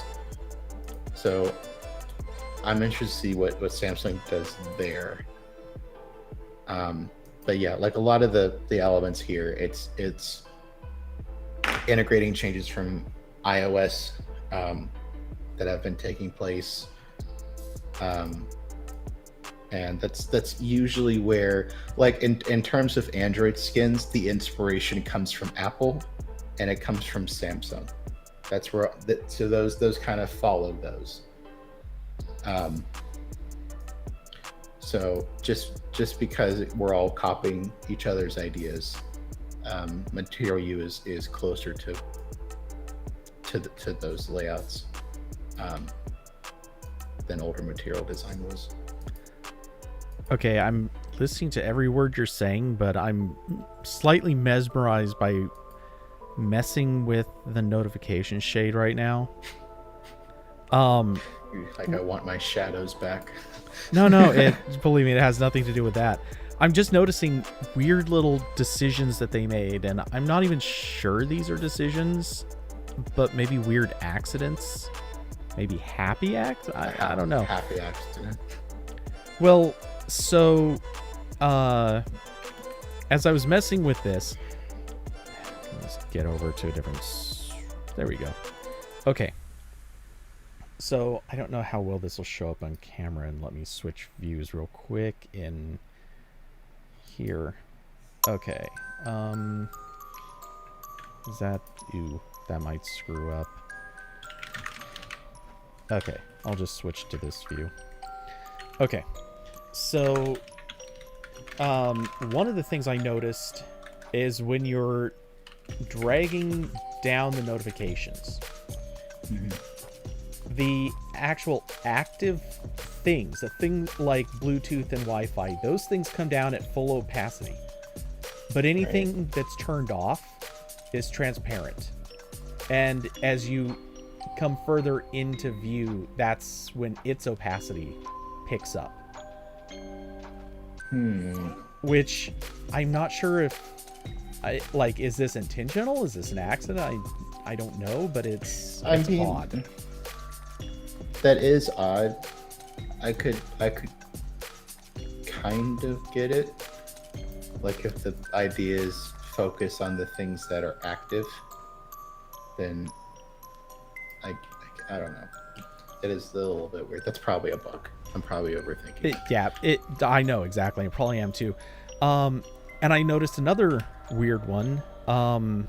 And this is such a weird little thing. There's no chance it shows up on camera. But this top notification here, which very well may even be blown out. I noticed that as I was moving, yeah, I did get it. I can't tell at all if I'm actually doing this right. But I noticed that the shape of the notification, like the border radius on it, as you get near the top, the border radius actually is changing. At first I thought it was pushing the bubble up, but it's not. And especially because if you look at the Facebook notification, like the icon for Facebook is actually staying in the same place, even though the border or the bubble itself is reshaping. Oh yeah, I don't think I was dragging high enough in that attempted demonstration, but yeah, it's doing some really odd things. I don't know what to make of it, but and yeah, a lot of this stuff is probably little bugs or things that they didn't really experiment with, but yeah, just strange. Also, it occurs to me, I wonder if they're... I should goof around with changing my wallpaper. I'm kind of curious what effect that actually has yet, or if it has any at all. Change it to a rock, and your phone will make new sounds. That'd be a really fun Easter egg to put in. Like, if you change the wallpaper to, like, one specific image, then it unlocks something. That'd be fun. No one would ever find that, too, unless they went digging in AOSP. I mean, now that you said it, I kind of want that to be a thing. Yeah. I don't think material use stuff actually has an effect yet. And unlock 5G. Because yeah, I know I know a lot of this stuff isn't in beta 1. Like XDA got a build that's slightly newer than beta 1, and it has a couple more changes to the UI, like the volume slider is a little bit different. So they're still playing around with stuff. Yeah, I changed to a completely different looking wallpaper, and yeah, notification shade and everything else, it all still looks exactly the same. So, oh well. It doesn't matter that much, but it just strikes me as a, hey, maybe you shouldn't announce this stuff unless your betas do it. Just a thought.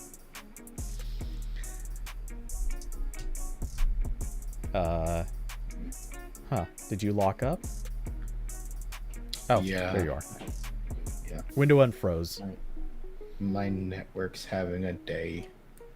I very badly need to get Spectrum, but I can't do that right now. But I do need to go get food and then do more work. So I'm gonna leave now. All right, man. Well, good having you on. Good to make fun of whatever the hell Samsung and Google are gonna do. And yeah, so same time next week, probably. Am I? Hold on. What am I doing next week? Great question. One I should be asking myself, but I'll let you know as soon as. Okay, I'm apparently doing nothing, so that's good. I'll see you then. All right, man. Bye. Well, take it easy. Have a good day.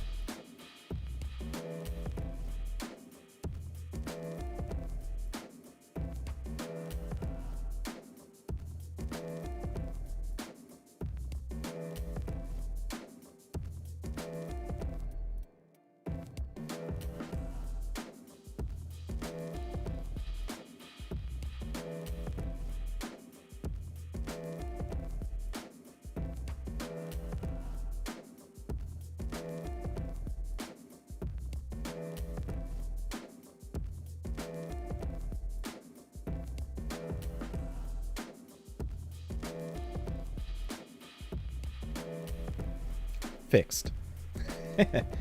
Okay, so that one's fixed. Now let's see. Yep, I got to do it on that profile too.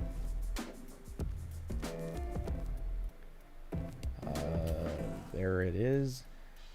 I should use some scene cheats to fix that again. I got rid of all of those because they were getting in the way, but it's proving it would be a lot faster to fix weird microphone issues if I just move the microphone into its own scene. Then remove it from one place, fixes it everywhere. Anyway.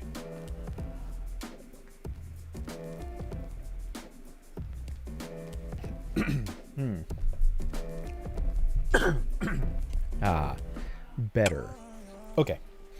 So, let's see. What else do we have to touch on with Android 12? Let's see. The new privacy features for camera, mic, location. Yeah. Honestly, I just don't have anything to say here. It's good. Yay, they added kill switches. I don't feel like there's much to say here outside of kind of took too long. Did I like this year's I.O.? The first hour of it, no. I mean, I got a little bit of a giggle out of some of the stuff they did. It was fun to make fun of it. It's kind of like that movie Gladiator. An objectively terrible movie. And I know there are people who are going to defend it, but no, seriously. It's actually really bad. But it's so much fun to make fun of. If you can Mystery Science Theater the crap out of Gladiator, it suddenly becomes a really enjoyable movie. That's how I watch it. I sat in a theater with one of my good friend's girlfriends. We were watching as a group, but that's who I was sitting next to, and I was talking with her like through the whole movie. I'm sure we were irritating as hell to anyone around us. We were keeping it down, but still. Yeah, we were just cracking jokes through the whole movie. Honestly, that's kind of what Google I/O was for me. The first hour of Google I/O was that for me. It was a lot of stuff you could kind of crack jokes at. Very specifically, let's see, Lambda. Talking to a paper airplane and was it Pluto? That bit was so dumb. I mean, I get why they did it. I think it actually makes sense, and from an AI perspective, it's actually a pretty clever demo. Assuming that demo was in any way, shape, or form realistic, because it's not like they were showing a live demo. Maybe they were, but I doubt it. Even if it was a live demo, it was heavily trained and tested to make sure that it did exactly what it was supposed to do. Oh, even The Verge says it was pre-recorded. Okay. You gotta figure they were showing a cut. Got anything to say to the audience? What? Not sure what that means, but explain and I'd be happy to answer. Anyway, yeah, I think that this demo was a good idea. And what it shows, honestly, I don't think it demonstrated what they wanted it to demonstrate. What it successfully did was show that the AI voice actually sounded better than the person who was supposedly speaking to it. Go back and listen to that presentation, because the voice of the girl talking actually sounds more robotic than the AI. Did I watch any? Oh.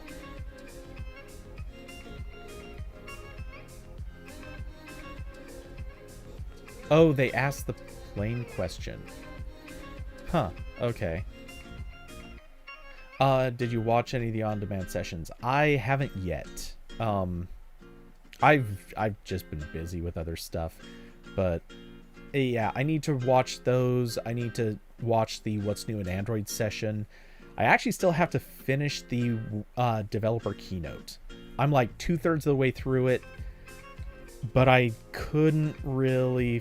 I needed to get some sleep yesterday. I needed to get some other stuff done last night. So yeah, I just haven't had time to finish these. I'll watch some of the on-demand stuff later. Truthfully, unless you're doing development on a lot of this stuff, you probably don't have much interest in those topics anymore.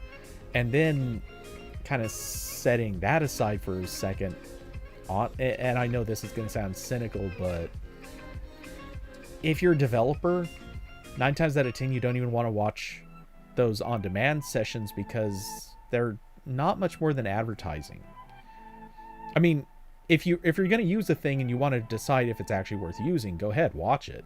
And maybe if you're really just getting your first introduction to a thing, sure, why not? But yeah, a lot of their developer-oriented sessions, which are now on-demand videos, a lot of those just don't really have much more than like such a very super high-level overview. You're not going to get much from them.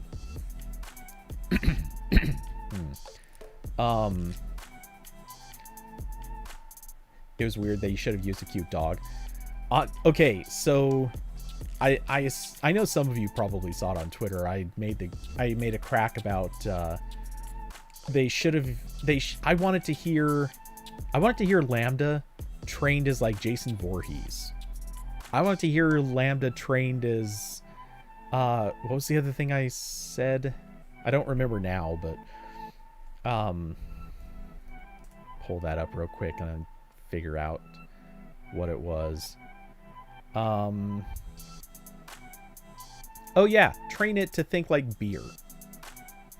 There we go. Oops. Yeah, I wanted it. Imagine if it had been trained to think like beer. How great would that be? I want an AI that tells me that it enjoys being imbibed. I'd like an AI that tells me the effects that it can cause. That would be fun. Paper airplane. What craziness. Not good. So yeah, that would have been fun. Play IO Adventure for the weekend game stream. What is okay, I saw that it existed and I saw pictures of it. But what type of thing is it? It looked like it was just sort of an open world, like damn it, what's the name of that game? Not Stardew Valley, but the thing everybody was playing at the start of the pandemic. Animal Crossing. It looked kind of like an Animal Crossing to me.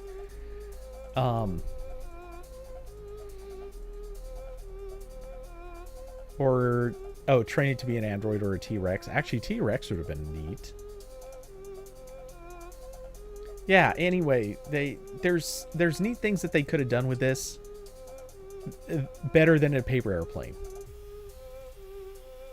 I know they wouldn't have actually done Jason Voorhees, but admit it, that would be hilarious. Let's see. Oh yeah, and the other thing, kind of going back to that, the first hour, They spend so much time talking about the interconnected workspace stuff. Look, I get it. Under the circumstances, it makes a ton of sense. But man, did that just get... It got boring. I feel like this is not something that a lot of people are going to be using, at least not the way that they presented it. And I don't know. It just...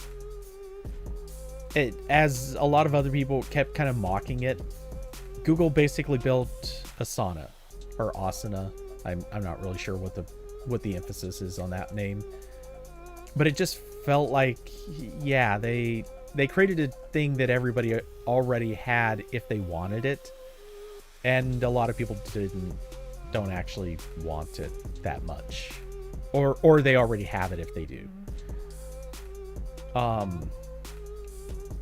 Let's see, we just spent a good long while talking about the Google and Samsung working together on Wear.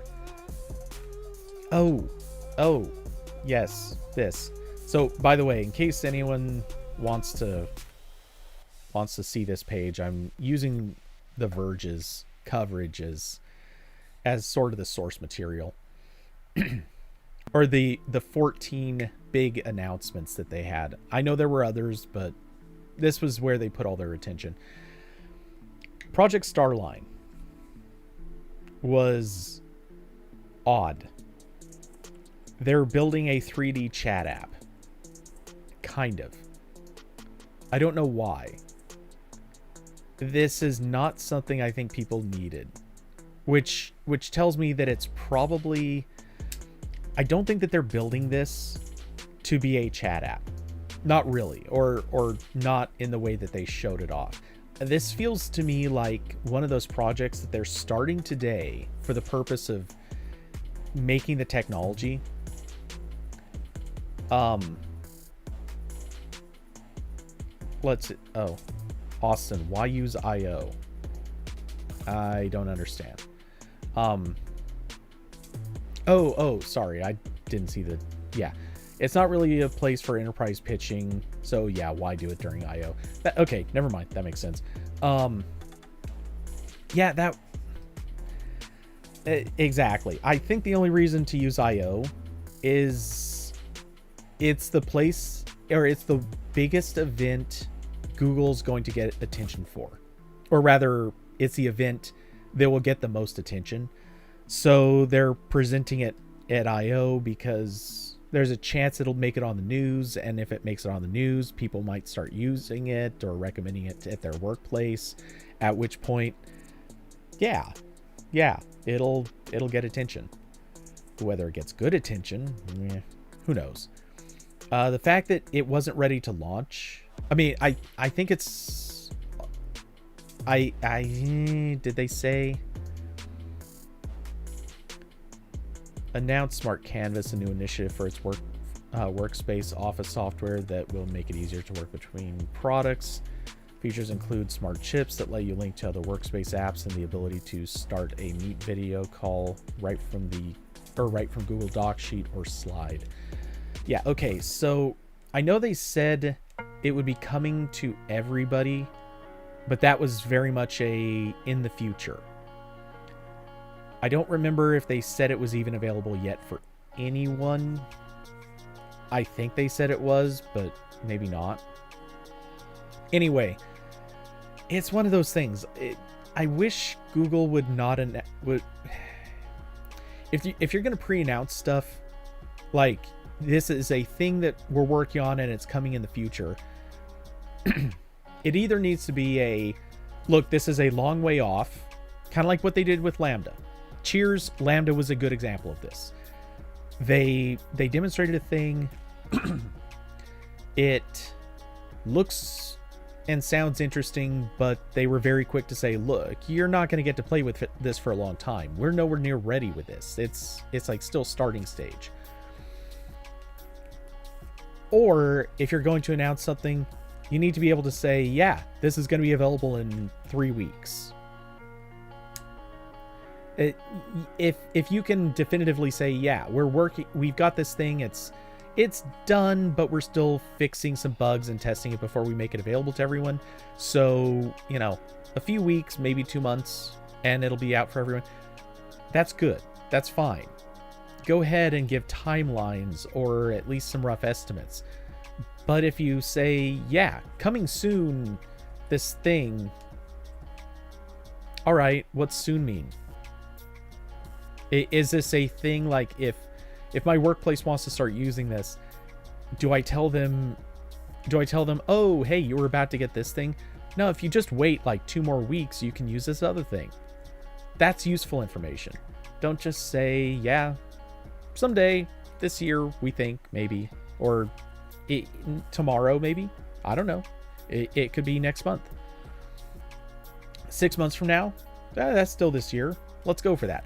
Like, give us more or don't bring it up. Kind of a thing. Like, come up with something a little more concrete than it's coming someday. Anyway, Project Starline. What I was saying earlier, I think that this is the start of something for other purposes.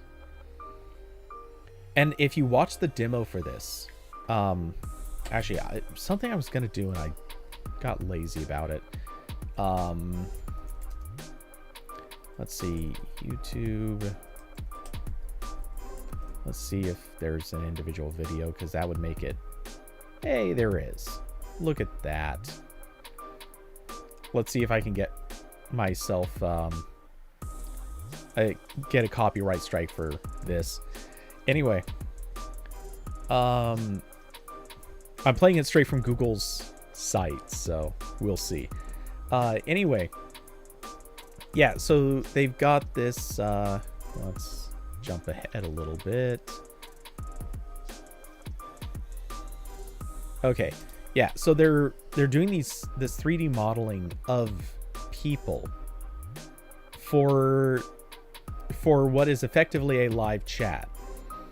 And it seems, I don't remember, I think they said they were doing this with a regular camera. Like, not 2 cameras, not like any IR camera or anything like that. They're just developing a model based on just a single regular camera pointed at a person. This feels to me like the sort of thing that you do if you're trying to build this technology for other purposes. And why is it skipping? Is it doing that in the feed? Doesn't look like it. Anyway.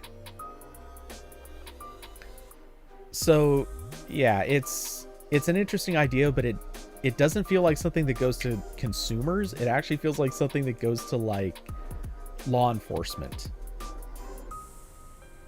I don't know. Just, it's an odd theory, but I do kind of feel like there's something more happening with this project. Let's see. Diablo. Yeah, I assume future stuff always now. Yeah, for IO it really is. They almost never announce stuff that's like, starting today, you'll be able to do blank. Now, IO is so much next month, next week, next year.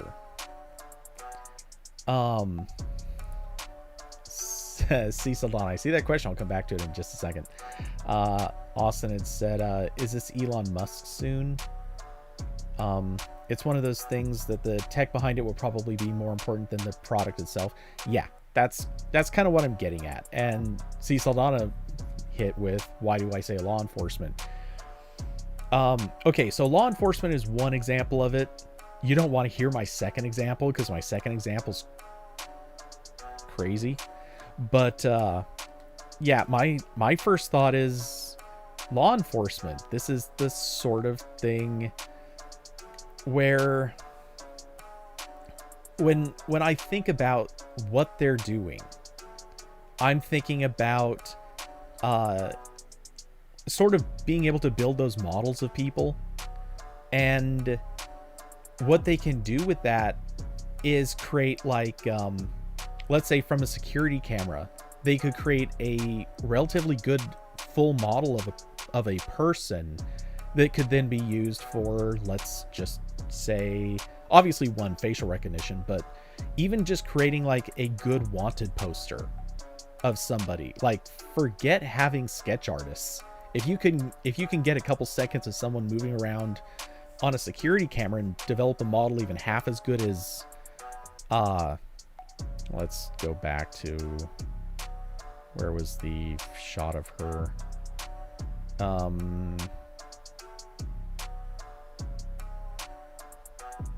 Yeah, there. Now, okay, that's well lit and everything, but if you can get something that looks half as good as that, that's better than any sketch artist can do. That's for damn sure. So, okay, law enforcement is just one thing that popped to my head. But, like I said, going with the scary one just because it's kind of funny. Think of all those times that you've seen like futuristic scenes in movies, or just any sci-fi movie, where a person, we'll say a bad guy, impersonates somebody else through a video call. This happened in Johnny Mnemonic. This happened in, I was hoping I would have come up with the next movie by the time I finished saying Johnny Mnemonic, but we're just gonna have to go with that one. Which also, keep in mind, that's a pretty old movie and they kind of called this. But you know, the idea of having one person impersonating another one like this, and it's like something that VTubers are already doing, or I guess V streamers, whatever. It's the sort of thing where Google basically just invented the technology to make a perfect live streamed fake model of a person. This is the crazy stuff. This is the next. Okay, so think of all the talk people have had about deep fakes. This is the next step up in deep fakes. This is now live deep faking, or that's what's possible here. That's what they're really doing. That's what this technology is. Yes, they're capturing live video of a person and watching how they move and stuff like that. But I mean, they're still building a visual model of somebody and then plastering that over a 3D model. They're deep faking live. That's what this is. It is live deep fakes. It's not good. I mean, if you watch like the borders around her hair, you can see it's glitchy. It's not perfect. But it's good enough. And that's actually, you can't even tell with that one. You can tell with that one's hair a little bit. But yeah, this Google has accomplished the crazy thing that is in sci-fi movies. And Austin, yeah, you mentioned telehealth, which, yeah, that's a great use case for it. That's the positive use case. Let's get off of this. That was a bad pause place. Hey, happy face, kind of. It also looks like pain face, but whatever. So yeah, telehealth would be the obvious thing. And I'm sure it'll be useful for that. That's a fantastic use case for it. But give it like give it a little longer and we're gonna see some bad uses for it. That one guy looked like Jake Tapper. Kinda, yeah. Let's see. Did they show the perspective of both feeds? I feel like the person being recorded had like 10 cinematic cameras on them, which would mean they couldn't see the other person. Wait, let me reread that. I feel like the person being recorded had like 10 cinematic cameras on them, which would mean they couldn't see the other Yeah, I don't know. I'm not really sure what their recording environment necessarily was. To my knowledge, they didn't or to my recollection, I don't think they showed what it looked like.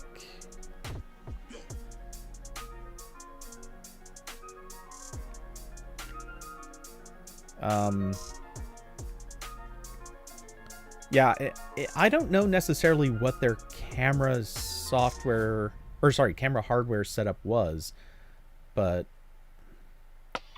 I swear they said they were doing this with like one camera. I mean, even if it wasn't, I should be listening to this, not muting it, but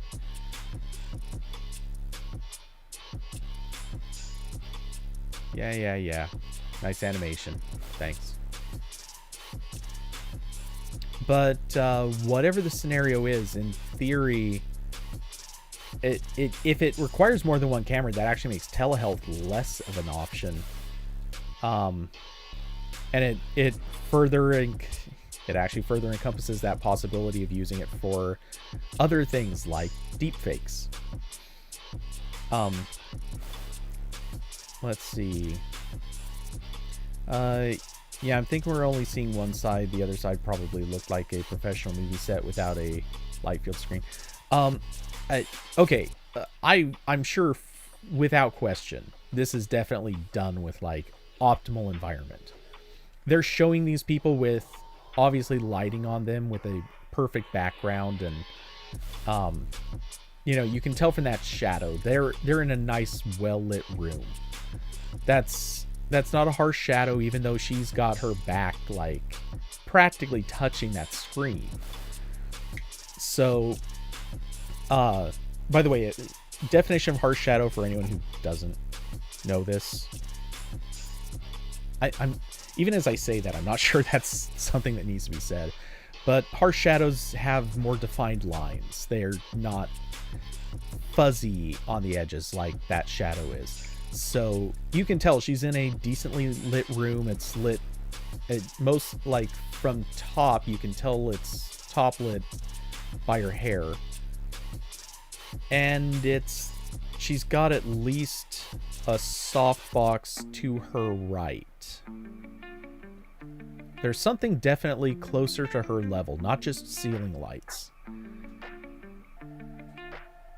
Wait, actually. Oops. Oh, damn. I didn't need to do that. Let's back up just. There we go. Perfect. Sorry to this lady. I don't mean to do this, but if you zoom in and look at her eyes, I mean, what resolution am I at? 720? We can go to 1080 for this. Helps a little bit. Okay. Try to move it like this so the unfortunate expression doesn't get caught up. But you can see, it looks like in the reflection of her eyes, you can see it looks kind of like, it actually looks a lot like window light. And again, based on the hair, it's a pretty safe bet that they're in a lit room.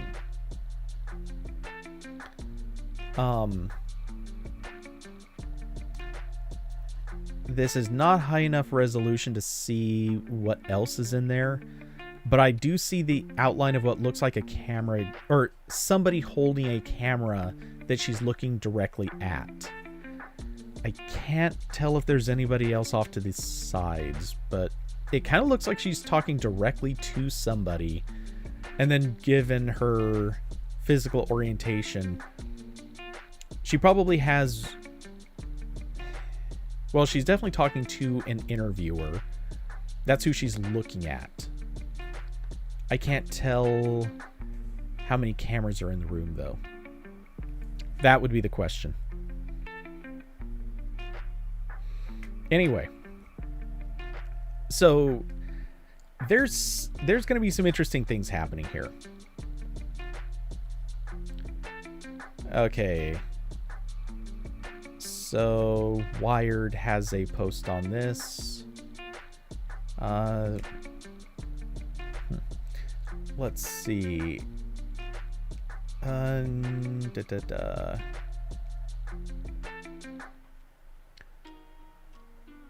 His team built a video booth. The new prototype machine for face-to-face meetings is named Starline. Call it Hyper Telepresence. Interesting name. Call it whatever you want. Either way, it's pretty wild. The phrase video booth really is the simplest way to describe Starline in its current form. It's a large booth like the kind you'd find in a diner, just way more technologically complex. I had the chance to test drive it in early May after an initial conversation with Baver outside of Google's campus in Mountain View. I was led inside the almost empty building and escorted to a private office. There was wood, gray fabric, bench, 65-inch display on the other side of the bench. On one side of divide. Sitting opposite the display, there were lights, cameras, plural, and not a whole lot of action until a product manager sat down across from me. From a very specific angle, he looked as though he was sitting across, but he was on a different floor of the building, piping into the meeting through Starline. Okay.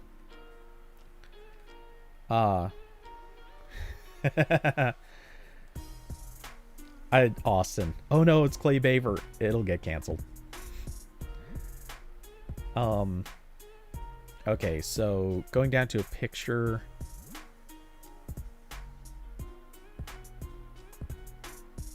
Let's see.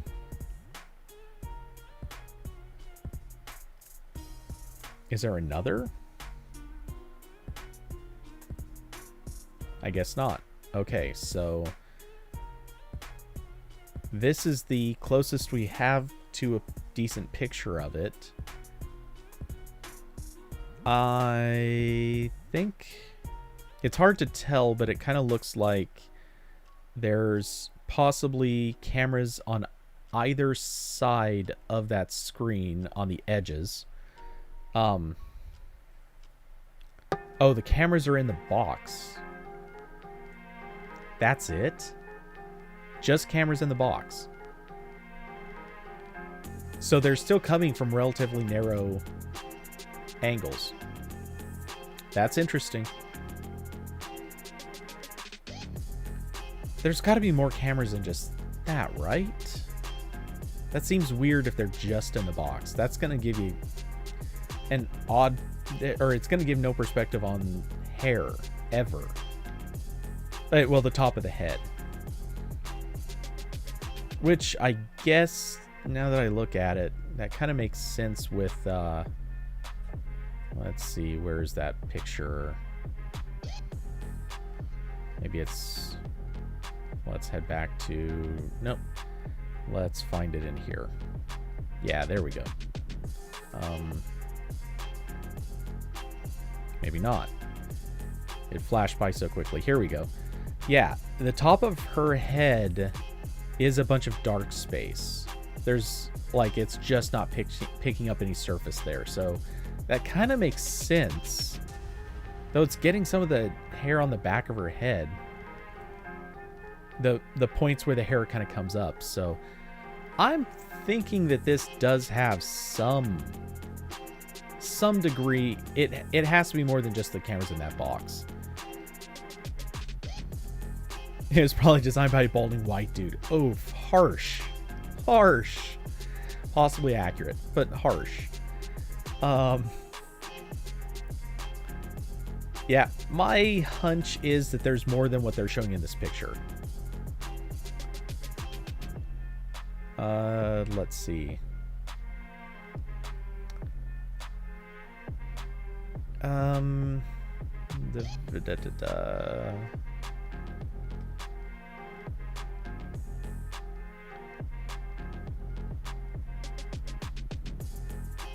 Okay, I'm just skimming this really fast. Actually, let's Control F. Command F, whatever. Okay, the Project Starline booths are equipped with more than a dozen different depth sensors and cameras. Google is cagey when I ask for specifics on the equipment. These sensors capture photorealistic three-dimensional imagery, The system then compresses and transmits the data to each light field display on both sides or on both ends of the video conversation. With seemingly little latency, Google applies some of its own special effects, adjusting lighting and shadows. The result is hyper-real representations of the colleagues on video calls.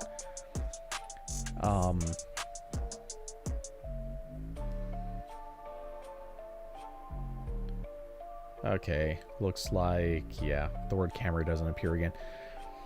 Okay, so,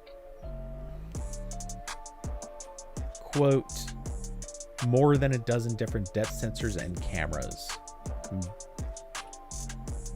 That's interesting.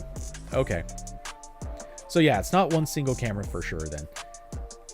Regardless, that is still pretty specific. Anyway, yeah, my hunch is though that this is like, if this is going to be used for telehealth, you're going to have to go to some place to do this. Like, no one's going to have this in their home. Not likely. You're gonna have this in maybe like rich CEOs are gonna have this in like their airplanes or in their vacation homes. You're gonna have you'll have like a doctor's office maybe where they need to do consultation kind of stuff. Maybe that would be a thing. But I'm not sure where you would have this outside of very limited scenarios. If it requires a lot of cameras and depth sensors. Though, who knows, give it 10, 15 years, maybe this is the sort of thing where you just go buy a kit out of Walmart, set it up in your home, and lo and behold, you now just have your 3D virtual capture space, and from that point on, you're just good to go. Who knows? There's a lot of potential for this. There's also a lot of creepy stuff that could happen with this. Let's see. Oh, yeah. Also on the topic of cameras, and there's not a lot to say on this necessarily, but Google is building a camera that's more inclusive of skin tone. Cheers to this. I said this in Discord yesterday, and it's still true, obviously. It's something that photographers talk about amongst each other, and you can get people to admit that it's a problem, but in the regular world, it's funny because most people never hear this conversation. But black skin just does not show up as well on a camera, and it's not a racist thing. It's the fact that the skin does not reflect as much light, and as a result, cameras have a harder time picking up a lot of contours. It's not that the camera can't get the contour, it's that it's harder to bring out. So a lot of photographers, when they're shooting a black model, they have to be more careful about how they light the scene. They have to do more to make sure that they're capturing everything. And funny enough, editing's actually not that tough usually.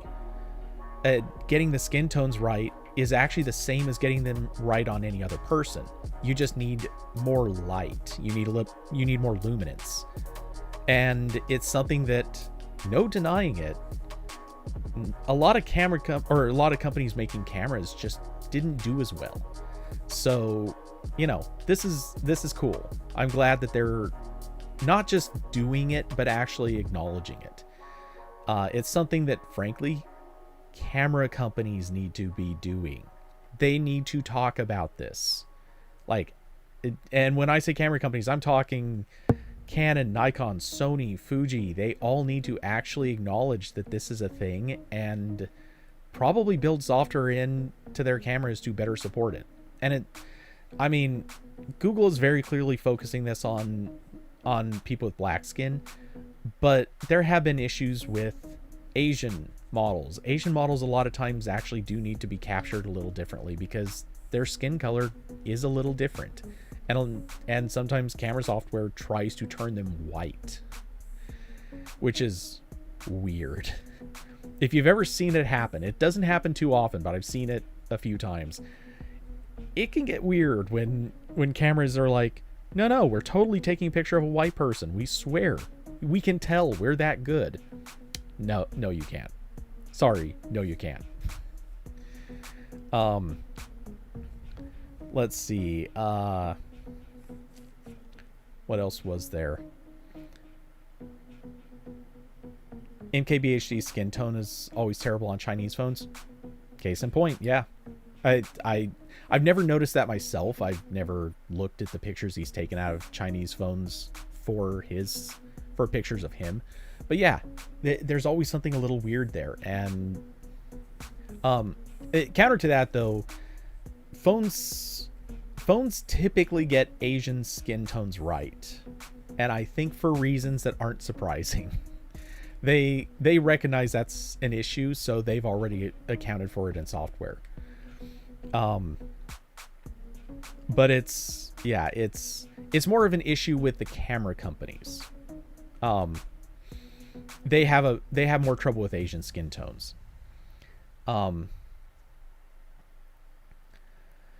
Oh yes, Chinese brands do love their beauty modes. Let's see. Just for reference, I mentioned this a week and a half ago, 2 weeks ago, I guess. I'm reviewing a gimbal. This is it, by the way.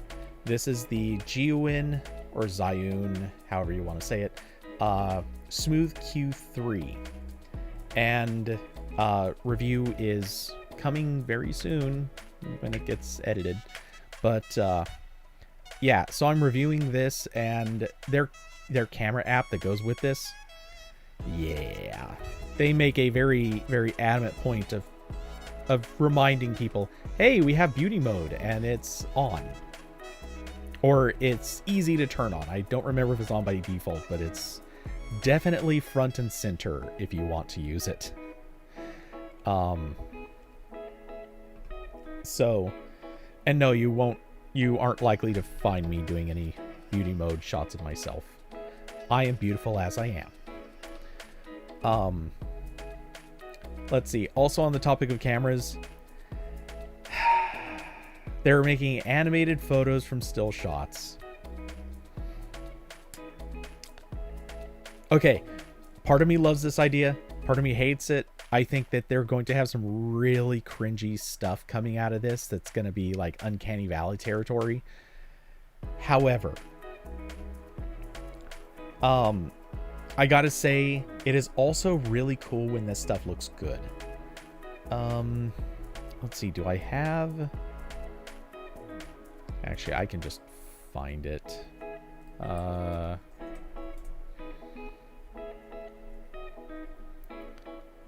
Oh, actually, maybe this site. Okay, yeah, that's not what I was looking for.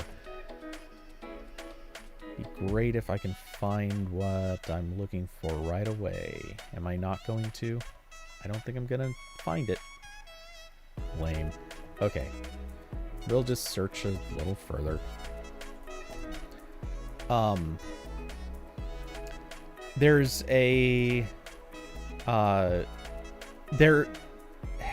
There are a few photographers who are kind of making a name for themselves by doing what at least if some of them are calling living stills. Okay, so this is one of those photographers. You'll see it in a second. Yeah, these are still photos that have been edited into slightly moving versions. And if you see what's going on here, for the most part, they're just basically taking a background plate of everything and manipulating everything in the photo to kind of move. But it doesn't, as long as it doesn't involve a lot of manipulation, it looks pretty good. So this kind of thing has already been huge.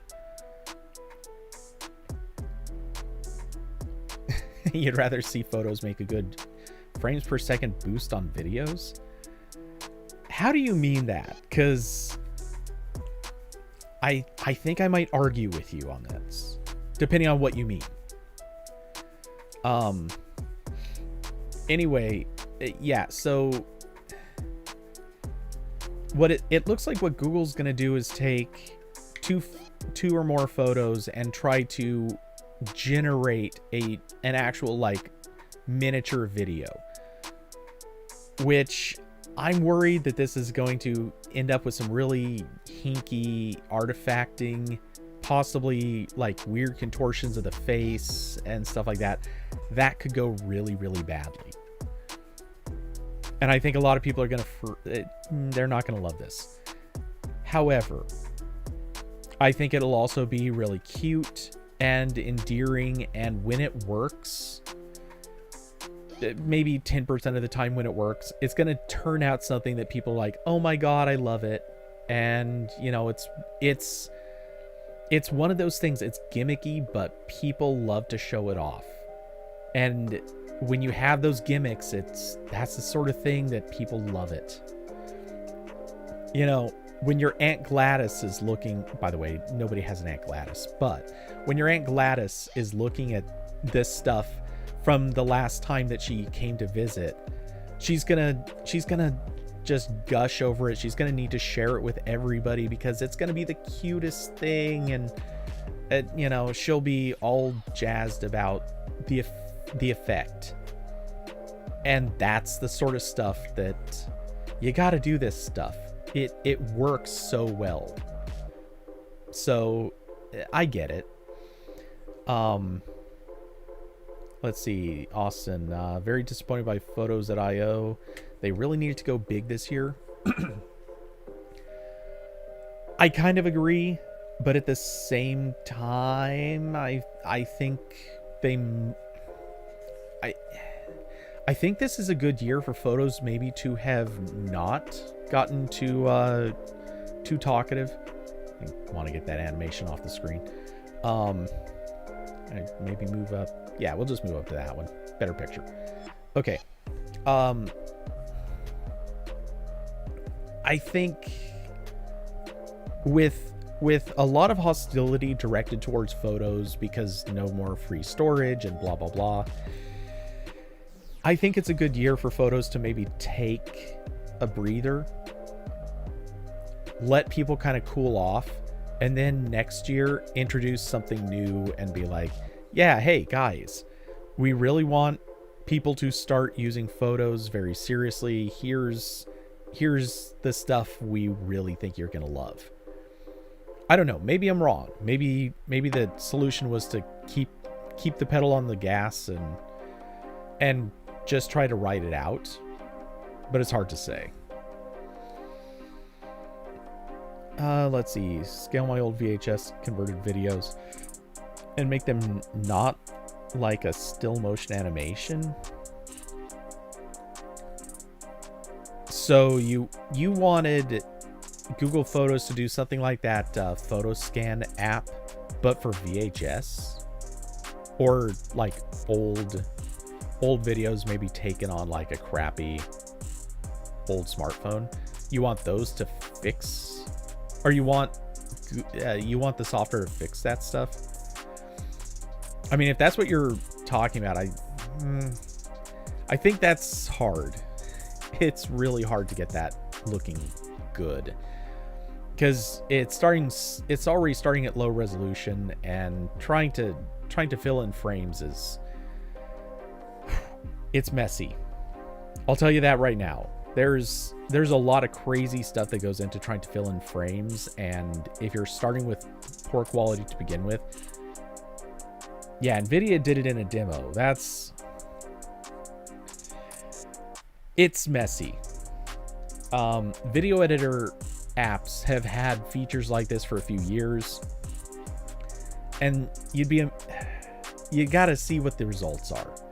I mean, those are paid solutions that cost quite a lot of money, and they take a lot of processing power, and they still look kind of terrible.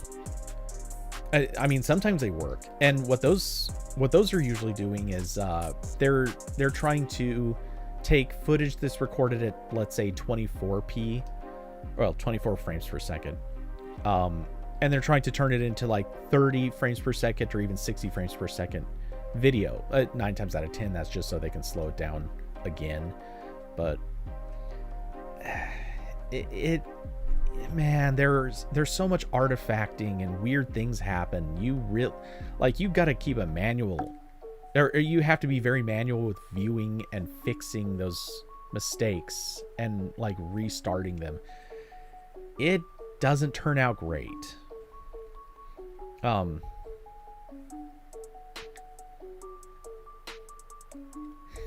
Or fix the skipped frame in your old Pixel videos that have occurred since the Pixel 1. Yeah, well, they should have taken it right to the first time. But yeah, that's Google. Let's see. Diablo said, I hope videos are focused more on the next Pixel 2. Yes, that part, so much agreement. Mark Lavoie made a very adamant point about saying that video is something very different than photos, and trying to bring a lot of the technology that he carried from photos over to video just wouldn't work, because it's the two are such different beasts. And it's entirely true. I mean, with video, you want a certain amount of motion blur. You don't want that in photos. I mean, sometimes you do, but if you want the amount of motion blur you want in video is a little bit. Whereas with photos, you either want a lot of motion blur or none at all. When you're talking about video, you want a certain look that's a little bit more, a little smoother, a little less perfect. Whereas with photos, you want pristine, sharp, tack sharp photos. With video, you are dealing with stuff in real time and live, where frame rate, shutter speed, these things factor in heavily. Photos, nah, you get to, there is no frame rate, and you get to screw, well, there's one frame, but you can screw with your shutter speed, and asking regular people to try to find an appropriate shutter speed does not work. That fails quickly. Snapseed for video would be cool. I just want an update to Snapseed. For anyone who doesn't know, let's see. Snapseed has gone quite a while without an update again. It's been 13 months.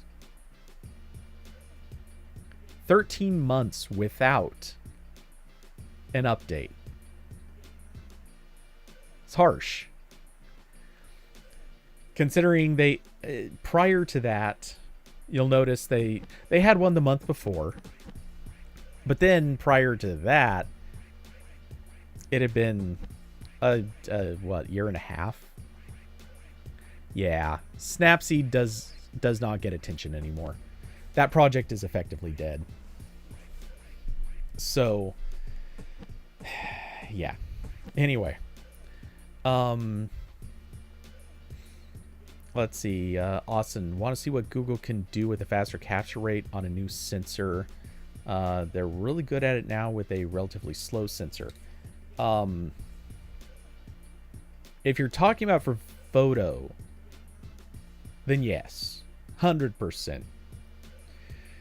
If you're talking about for video, the rules of frame rate versus shutter speed still apply, and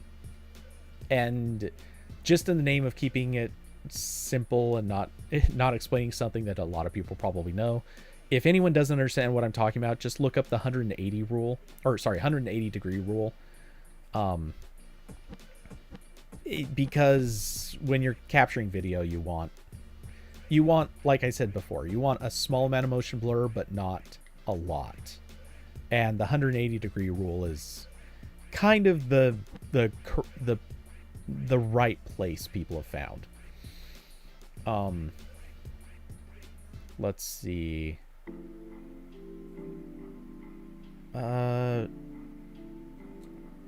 Austin, you personally don't like the photos editor, much rather have a separate app.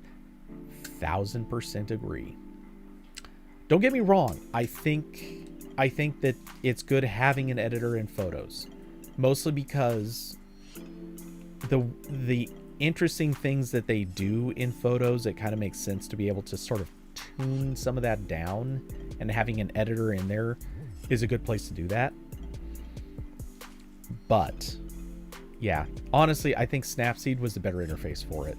I wish that instead of having an editor actually built into Photos, and by the way, the same could be said about their movie editor, but instead of having an editor, instead of having the editor built right in, I wish that what they would do is distribute a separate app that has the editor and just let Photos kind of bring all the features of that app in, just as sort of like almost like a plugin. And the reason I want that is because I want other apps to be able to send stuff into that, or I want a flow where you're using the share intent to be able to move things around. Because doing everything within the Photos app can kind of screw with the ability to have a good flow. Like if let's say, for example, I wanted to send something into, just going to use this example because it's generic, but if I want to send something to Lightroom Mobile to edit the colors in there and then send it over to the Photos app, why I would do this, I honestly don't know, because once you're sending something to Lightroom Mobile, you don't need the Photos app, not even close. But just for example, I would want to be able to edit things in different apps in a different flow. But the moment you start sending something into Photos as an app, bad times. Then you're getting weird.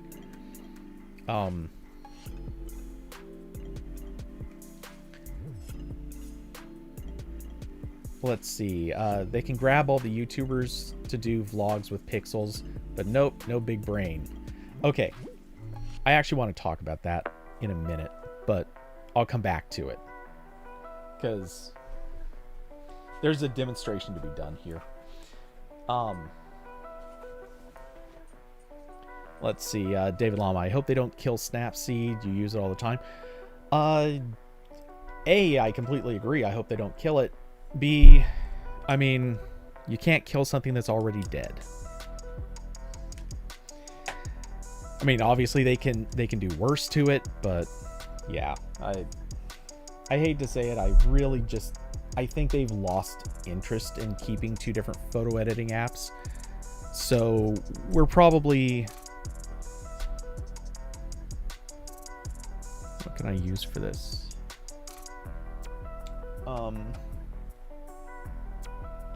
I could use that, but it's, well, nah, we'll use this one. Oh, good, that's not very tight.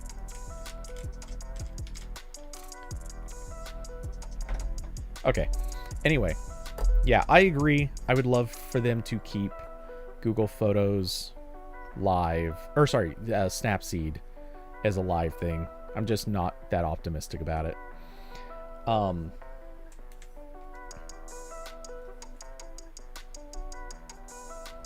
Let's see. I'm going into way too much effort to be able to demonstrate a completely pointless like 2-second bit, but it's totally happening. So yeah, the thing is though, I really want Google Photos to not Google Photos, but I really want the next Pixel to focus super hard on video. I mean, they put so much attention on photos, and photos matter. I mean, photos matter a ton. People really care about photos. But enough to, like, at this stage, I think we can all agree video has become, well, video has become so important and significant to what people do, what people focus on, how people use their phones, what people are looking at when they're online. Like, yes, people look at photos, but they're not they're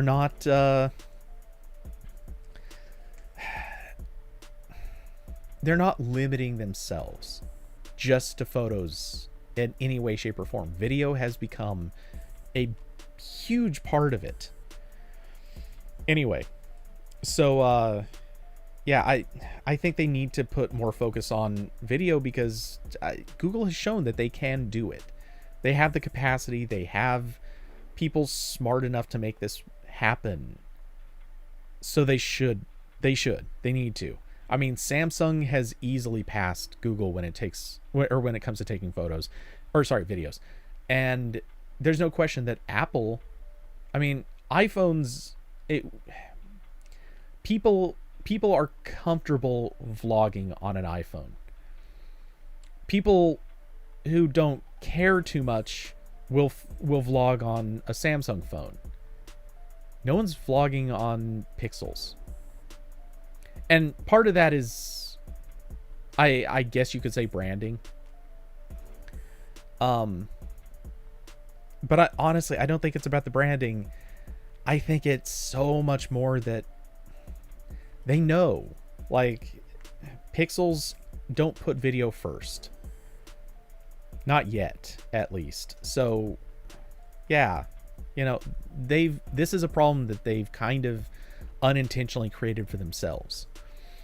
Anyway, so to that point about Diablo's comment, they can grab all the YouTubers to do vlogs with Pixels.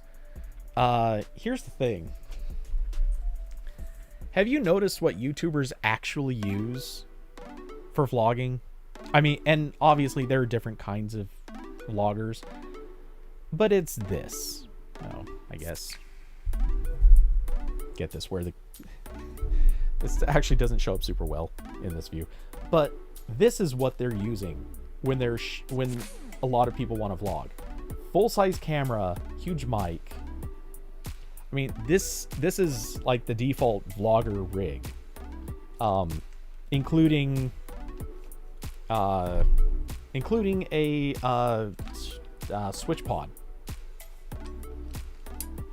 Like, if one of the top YouTubers of, what was it, 3 years ago, 2 years ago maybe, he actually won an award from what show or what event was it? I don't remember now.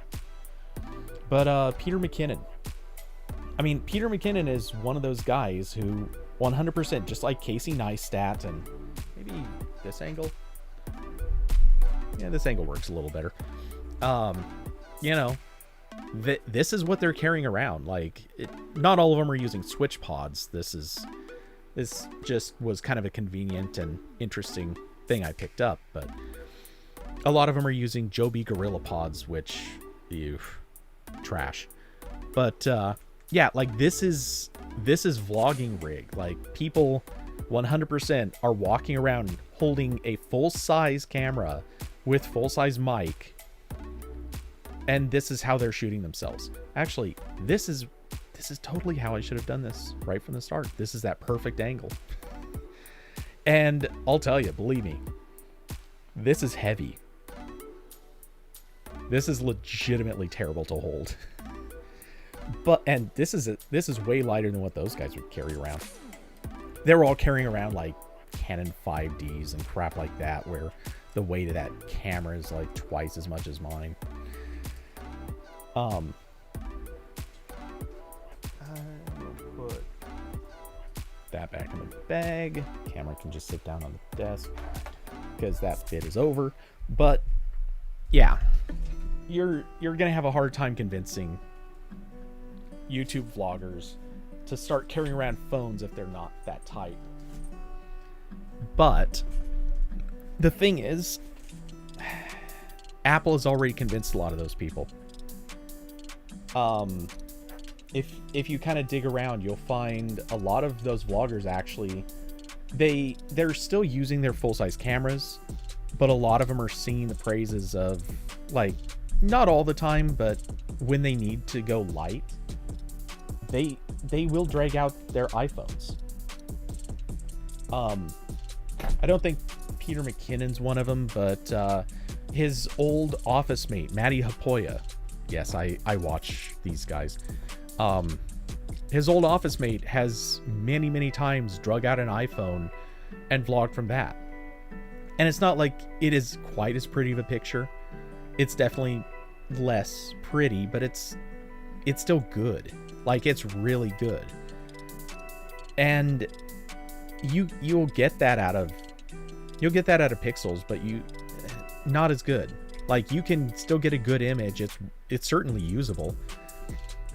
But if anyone really cares about their image, that's not what they're using. And it's not hard to see why.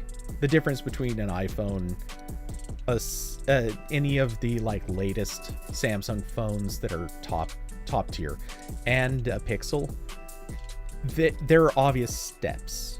Like, it's stair-stepping down as you go from one to the next. And it's because Pixels just, they've made video better, but not at the levels that they're competitive. So sort of the way that everybody kind of cracks on OnePlus for producing like a good camera, it's good for photos, but it's not that top tier. Like, OnePlus is not delivering that, oh my god, this is what I want to use for photos. It just isn't at that level. That's where I would put Google's video, or a Pixel video. It's good, it gets the job done, but damn, it's just not good enough.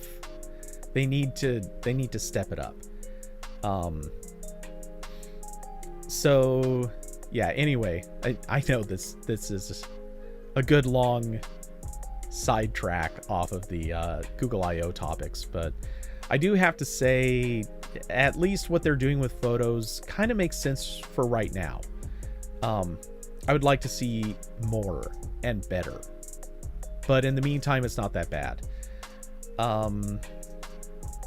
Let's see. Oh, they're adding locked folders to Google Photos. Like everyone else has said, it's about time. It's like, this is so long overdue. It should have been a thing years ago, but okay, at least they're there now. For some reason, let's see. Yeah, all the rest of the topics I think got pretty thin.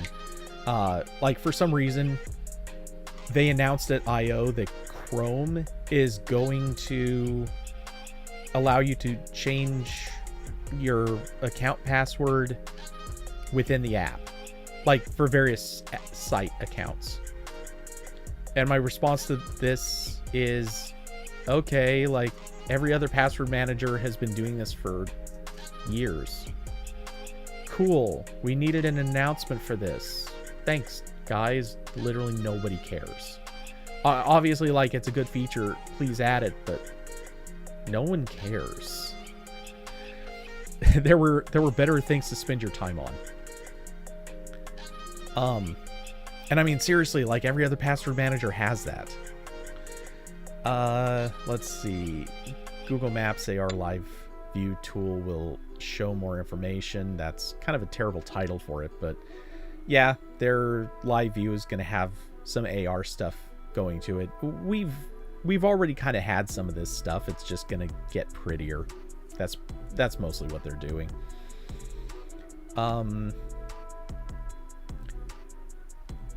Privacy-friendly sandbox for machine learning data in Android, which, yeah, okay, whatever. They're basically just saying that they're not going to leak as much stuff as they used to. 3 billion active Android devices globally. Yeah, okay. I am 1 billionth of that. Or wait, no. I'm 2 billionth of that, roughly. So, you know, sometimes there's more than one device per person. Just saying. Just saying. Let's see. Android will support digital car keys so you can unlock your car with your phone. Yep, Apple already did this. No story here. Google debuts new health tool to identify skin conditions using your camera. Okay. To me, there's no actual story here. I mean, literally none. This is like such a... there's just nothing to talk about with this.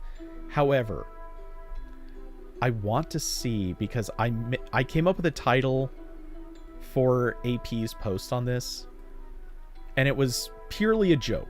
100% I was making a joke.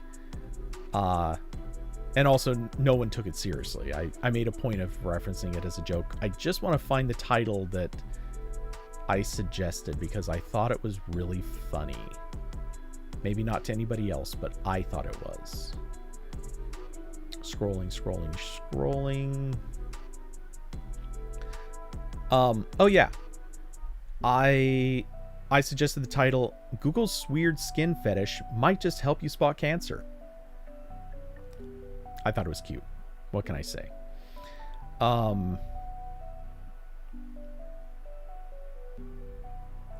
Let's see.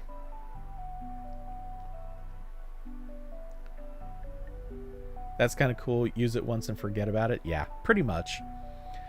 And I don't think that this is... It's one of those things. It's going to be like a WebMD search. You're going to see it. Someone's going to... It's going to come up with a result, and you're going to be like, okay, so it says it could be something, but it says it could not be something. So the advice, go see a doctor. Yeah, that's all you're going to get. Like, it's WebMD, but with a camera involved. That's not going to be helpful.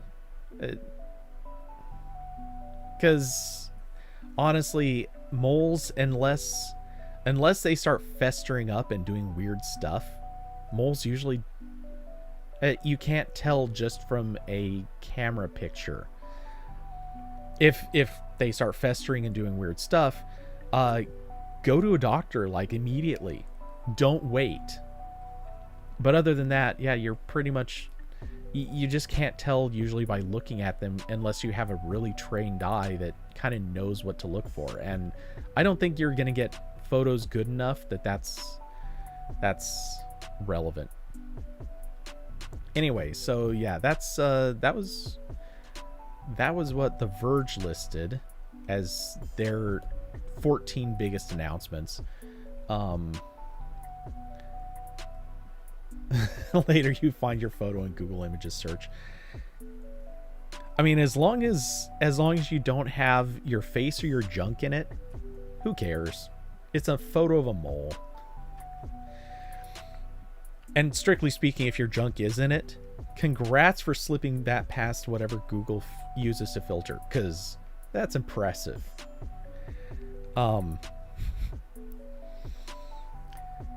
Oh, there's no way not to make... yeah, there's no way not to make a joke there. Anyway. I mean, just saying.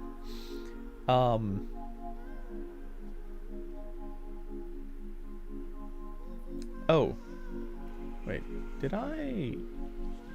I'm not totally sure, but I think when I did my whole bit holding the camera up, I was still in the scene with the webpage behind me. I hadn't transitioned scenes, so you had like full view like this.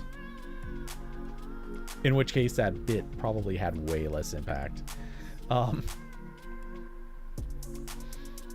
Let's see. Oh geez, I wonder how many people would take bump pics near genitals. I mean, that is actually a fairly common place for moles to appear, so it's probably gonna happen. You can't wait to get a memory collection of your moles. Oh my god. The funny thing is, I'm sure that's already happening, because doctors for the last ever since the pandemic, doctors have been working with patients remotely. And a lot of times they're actually saying, yeah, can you take a picture of blank and send it to me? My mom had I don't remember what it was. And no, this doesn't fit within the context that we're making fun of, but she had to take a picture of something and send it to her doctor. And it was no big deal, but I do remember just that it happened. So you got to figure that there have to be some people out there who are probably taking pictures of, you know, fairly private stuff. And that stuff is definitely going right in their camera roll. It's definitely going right into Google Photos. It's definitely getting handed back to them as a memory. At some point or another, they're seeing this stuff as a, hey, remember, you took this last year. That's going to get really strange. And talk about the worst conceivable reminder of the pandemic. Not only a picture that you had to take in terrible lighting during a pandemic, but it's a great little reminder of that incident where you had to take a picture or something and send it to your doctor. Going to be awkward. Yeah, absolutely no way that goes well. Also, imagine if somebody just happens to look at it, like they're borrowing your phone for some reason, or your kid or something has your phone to like play a game on it. And they're like, "Mom, what's this?" Cringe. Instant cringe. Oh, anyway. Did they not mention TPUs? I'm not sure what that's in relation to.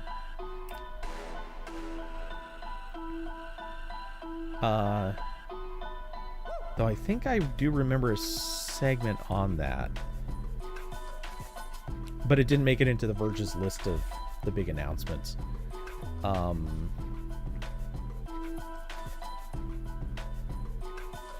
Trying to think of what that was about.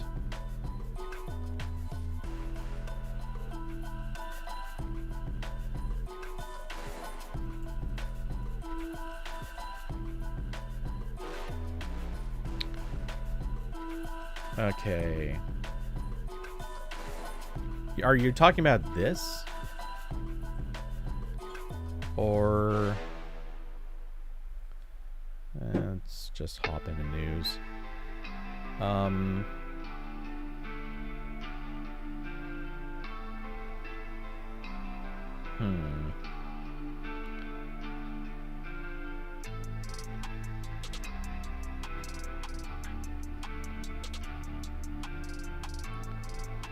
would have thought The Verge would cover it explicitly, but...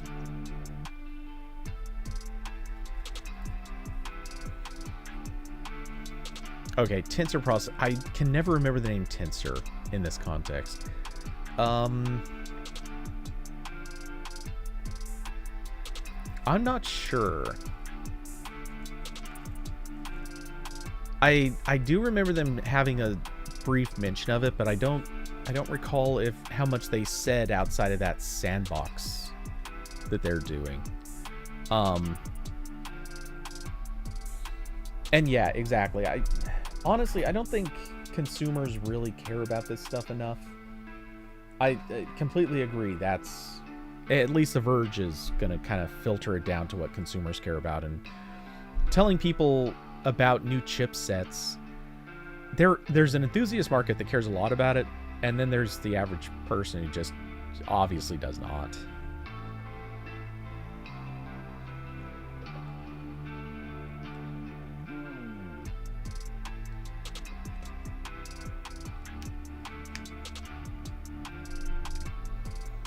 Yeah, exactly. They very much focus on the quantum computing angle. Which it kind of makes sense. That insane computer that they had Michael Pena showing off was such that was so much of a let's just show off for the sake of showing off kind of moment. It was awkward, it was over the top, it was unnecessary, and it's exactly what I expect.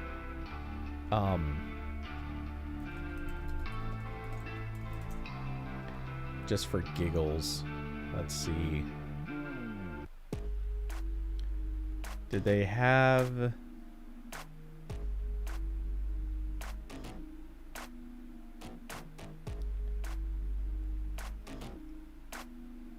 Yeah, this thing.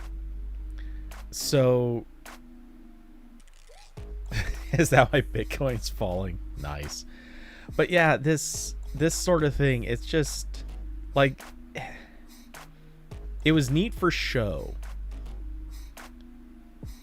But this is the sort of thing, like, you gotta wonder, what was the point of showing this off during I.O.? Why spend so much time hyping this thing? This doesn't make sense to me. They're cooling to near absolute zero. Like, this is the sort of thing you show off. Okay. I can see a point to showing it off, quote unquote, at I.O., but maybe not during the keynote. Don't show it off during a keynote where a bunch of people are all going to be saying, yeah, we came here to learn about products. What's this? Instead, show it off during, they used to have, damn it, what was the name of ATAP? They used to have the ATAP group for this, or Google X. Like, these are the kinds of things, I know this technically wouldn't have been under either of those groups, but they used to run separate sessions where those were kind of like keynotes, where those groups would get up and say, yeah, here's the really wacky product that we developed this year, or over the last few years. We've been working on this thing and we really want to just show it off. That's what this should have been. Like, give a separate session or video where you can just straight up say, hey, for real, we've got the coolest thing that we want to show off to you. And like, this is a session for the nerds. Just straight up say, hey, you guys really care about this weird thing that we built? Yep, great. Here's us presenting it. We really want to show this off. And then you can sit down and actually like get into some detail. And it doesn't have to be like giving away trade secrets, but just giving stuff to the people who care about this. Because, you know, most of the people watching the I.O. presentation, they got into this section and were like, what? Okay, so what? You can like do searches faster? What's the purpose for this? Why do we care? How does this impact any of us? That's a question of the... I don't know how many people were watching the I.O. presentation, but I'm just going to say, out of every 50,000 people watching the I.O. presentation, 49,000 of them gave so few fucks about this. I mean, literally, like, you would have had to buy, borrow, or steal fucks to give to these people so that they could still maybe reach a neutral level of giving fucks. So yeah, no, I'm sorry, but this should not have been part of the keynote. And not just because of the Michael Pena thing, which was weird, but whatever. Yeah, so cheers, I get it. I'm not against them doing it. I'm not against them showing it off. I just think different place, different time.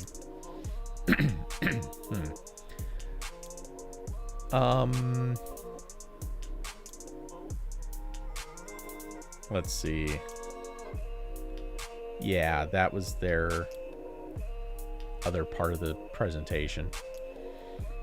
Anyway, yeah, so it was a thing, kind of, but not enough. Oh, what else was there? Was there anything else? Diablo, how dare you? How dare you? You know what you're doing when you bring that up. Anyone who's mad that they didn't mention Stadia, don't be. Don't be mad about it. Don't be worried about Stadia. Don't read into it. Google not bringing up Stadia is like Apple not bringing up the Mac Pro at an iPhone event. Of course they didn't bring it up. There's no reason they should have. Damn it, Ron. You are making the internet worse. Somebody clip that and send it to him. No, anyway. Yeah, you guys saw what I saw on Discord. Honestly, like, I just think it's a non-issue. They also didn't mention, like we joked, they didn't mention YouTube. They didn't mention, oh, what else did they not mention? If I remember, they didn't mention Android Pay. Did they? I'm trying to think back, and I can't recall any specific mentions of Android Pay. Maybe they did, maybe they didn't. Or sorry, Google Pay. My bad, not Android Pay. They've had too many different names for that. Yeah, they didn't mention messaging. Does that mean that all their messaging clients are dead? Most of them are, but I mean, they didn't really mention messaging.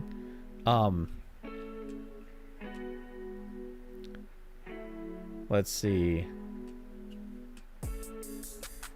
You wanted them to do a like coming to Chromecast with Google TV. You wanted a Stadia mention. Yeah.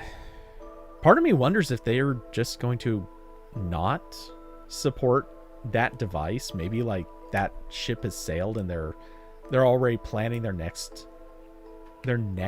device, and that one is going to have like Stadia support plus other stuff. Maybe. You think they did a what's new in Google Pay or going to? That would make sense. Because Google Pay, let's be honest, it's not something that you should be talking about during IOs. Not during a keynote. Not unless it's like a really big announcement. Anyway. Let's see. I don't know. There's so many things that they didn't mention, and making a big deal out of them not mentioning something during a keynote just seems wrong. It's missing the point.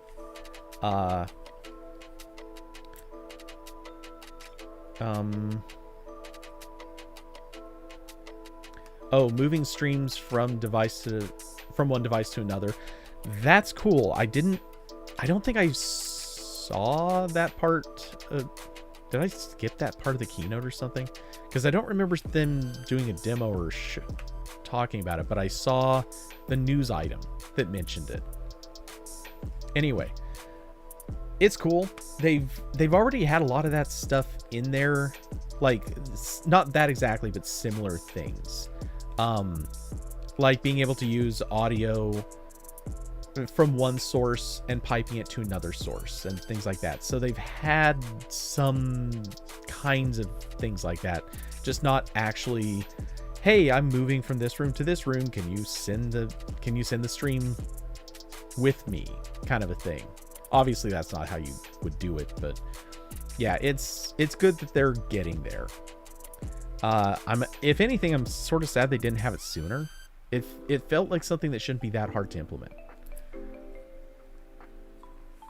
But I don't know. Maybe it was.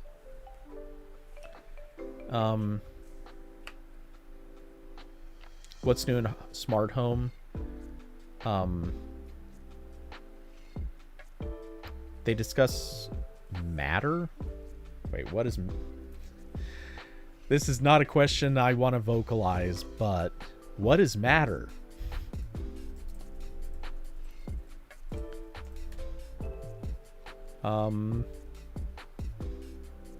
Commitment to Matter could unite the fragmented smart home industry. Okay.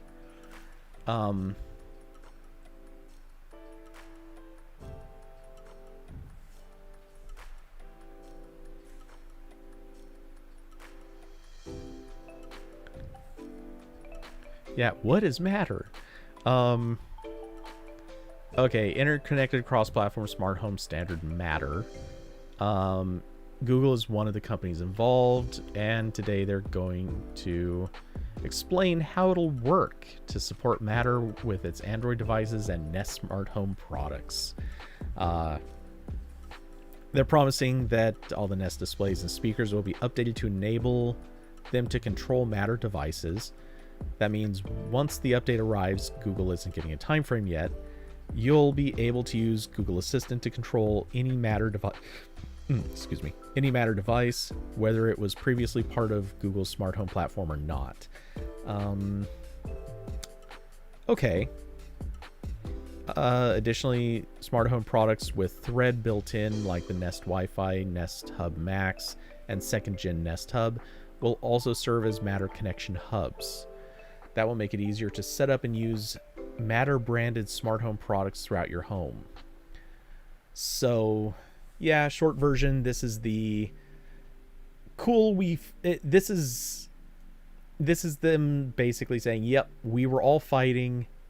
We recognize that was not helping, and we all were competing for no good reason, so now we're going to do it for real. All right, everyone, team up, high five, let's make this thing work.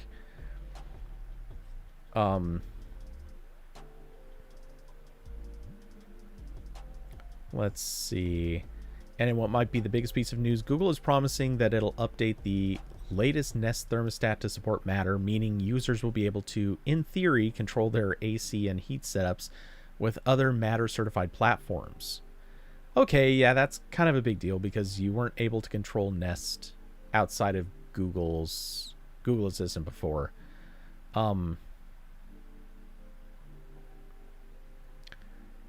Let's see. Phones will be able to do it too. As part of the support, Thread-enabled Matter devices like Nanoleaf's Essentials Bulb will be supported on Android. Blah, blah, blah. Okay, the rest of it's all pretty predictable stuff. Basically, hey, there's a new standard. We promise to support it.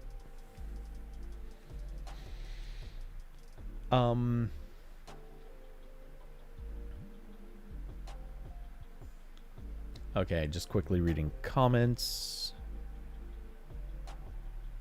Okay. Yeah. Cool. So it makes, it's one of those announcements that they had to make, and I'm sure everybody's making it. It's definitely cool. To me, this, if anything, it signals that it's finally time for anyone who's been holding out on smart home stuff and would actually want to use it, but didn't want to get caught up in sort of the fight between what would be supported and being able to mix and match components. This feels like the commitment that it's finally time you can start buying stuff with confidence. You can mix and match partially. Like, it's not there yet, but you can start looking for things that companies at least commit to making Matter compliant.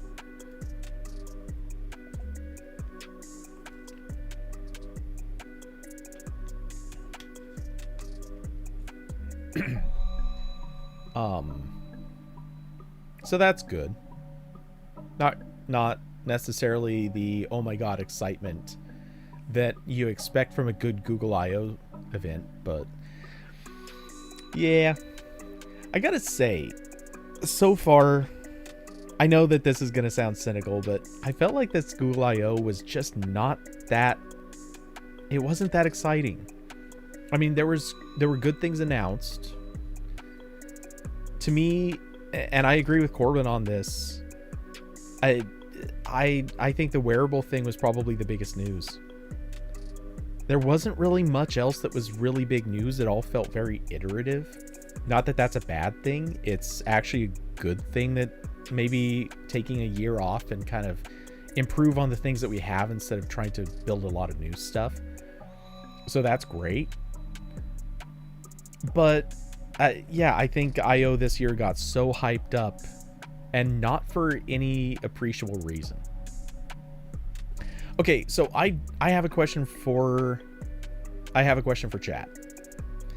Do you guys feel so far that the hype that was made around Android 12, because there was, I mean, Dave Burke very clearly said, you know, basically wait until beta 1 because that's when all the really big stuff is going to hit. Like we're not showing you all the best stuff yet. Do you feel like he's delivered on that hype? Well, maybe not he, but do you feel like that hype has been delivered on? Honestly, I'm really surprised Dave Burke didn't get up. Maybe he did in other sessions, but I felt like this was a pretty low-key I.O. in terms of what they really announced. There was definitely new stuff in Android. It's not like it was a dead release, but a lot of people said they were expecting the biggest release in years. Like one of the biggest Android releases ever. I don't see that at all.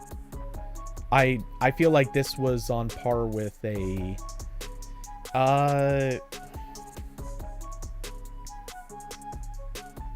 maybe like more like a nougat release. I don't want to say Marshmallow because Marshmallow of course had runtime permissions. Lollipop was a big UI change. I guess I mean this had kind of elements of both, but not to the same level. Not throwing out the old so much as just kind of adding more to the old stuff that was already there. Dave Burke isn't speaking at all. Hope he doesn't have the COVID.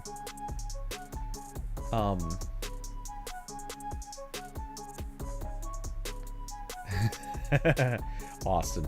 They had to make the rest boring so Where seemed important. Harsh. I mean, fair. Super fair, but harsh. Beta 1 still doesn't even have everything. You keep pushing on the Dave Burke statement. It did seem low-key. I mean, here's the thing. I'm using Dave Burke as I'm personally not trying to push that statement. It's that everyone else has been. For the last few months, everyone has kept saying, you know, it's going to be the biggest release ever. And a lot of times if you ask, people say, well, Dave Burke said. Like, really, it's kind of been a thing. It's been so much of a they're saying it's going to be a huge release, and all the leaks say it's going to be huge, and there's all this stuff, and it's like the only thing coming out of Google that said that was what Dave Burke said. The only leaks that have implied that are leaks that were kind of blown up by the sites that covered them. They sort of overhyped what was going to happen. And so, look, this isn't to say it's a bad release of Android. Not at all. I'm just saying, I think people came into this with such high expectations. And some of them still seem to have those high expectations. And so far I'm just seeing, yeah, they're kind of pitching their next UI look, and it's not that different. It's different, but it's not crazy. And like, this was a more low-key IO. It didn't have, like, we didn't get any crazy huge Android is gonna take on a new form factor announcements. There weren't any promises of completely new device types. There wasn't any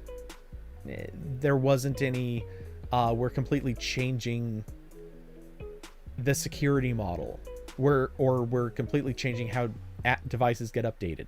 Those kinds of things were really big announcements when they happened, even if regular people might not really perceive them that way. We do. And I outside of hey, we have a new look that we're going to try, I felt like there wasn't really any of that. Again, not saying it's bad. It's still a good announcement. It's still a good release. Just, I think that there was so much hype going in, and this didn't this didn't live up to that level. Let's see. Austin, I feel like they focused too much on Material U and not cool underlying OS stuff. That's very likely. And there may be more stuff to announce, but I will say we looked at it a few months back, the API additions. I mean, I opened up the page and looked on stream at some of the stuff they were adding, and it was a short list of not very exciting stuff. Again, that's not a bad thing. It's just it feels like, once you develop a reasonably mature OS, shocker, it starts getting boring. You're like Microsoft at this point. Microsoft has a hard time getting interest in Windows announcements because, let's be honest, Windows is boring. It's just a fact. Let's see. Okay, so yeah, Dave Burke's not speaking. You checked.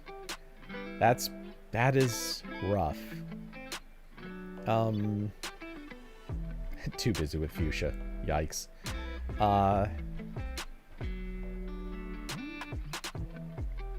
Austin, you think 12 is huge, but they didn't talk about the fun stuff like GKI.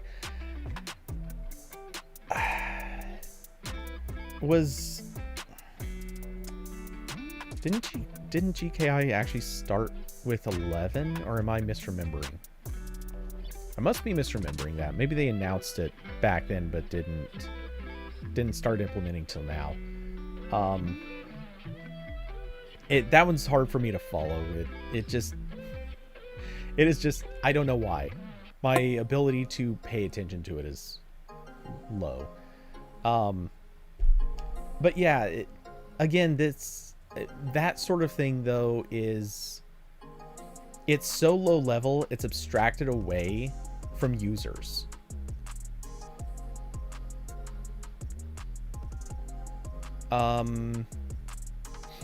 Diablo, they don't introduce anything new after which beta again. Usually, well, they've changed their timeline. They change their timeline like every year.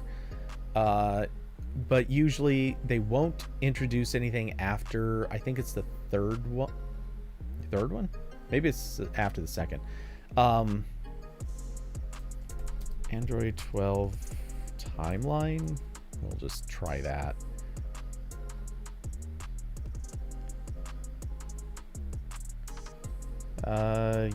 Okay, so beta releases. Yeah, it'll be the third one is the last, presumably, that we'll get anything that could theoretically be new. Okay, so beta 1, continue compatibility testing, watch for feedback from Android beta users, start early testing with targeting Android 12, notify SDK and library developers of any issues. That's initial beta quality release, over-the-air update to early adopters who enroll in Android beta. The betas 2 and 3 are incremental. They continue testing. Beta 4, which they haven't even always had a beta 4. Start final compatibility testing for apps, SDKs, and libraries.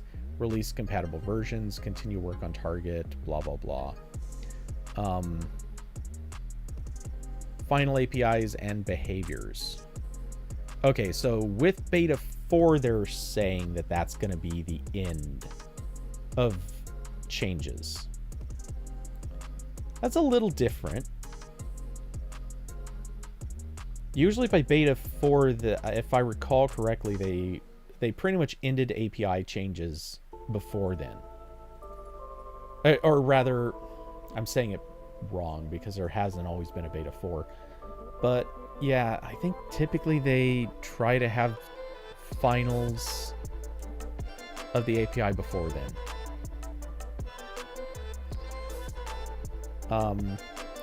Oh, awesome. Okay, so I got it wrong. Android 11 was GSI. GKI is Android 12. Okay.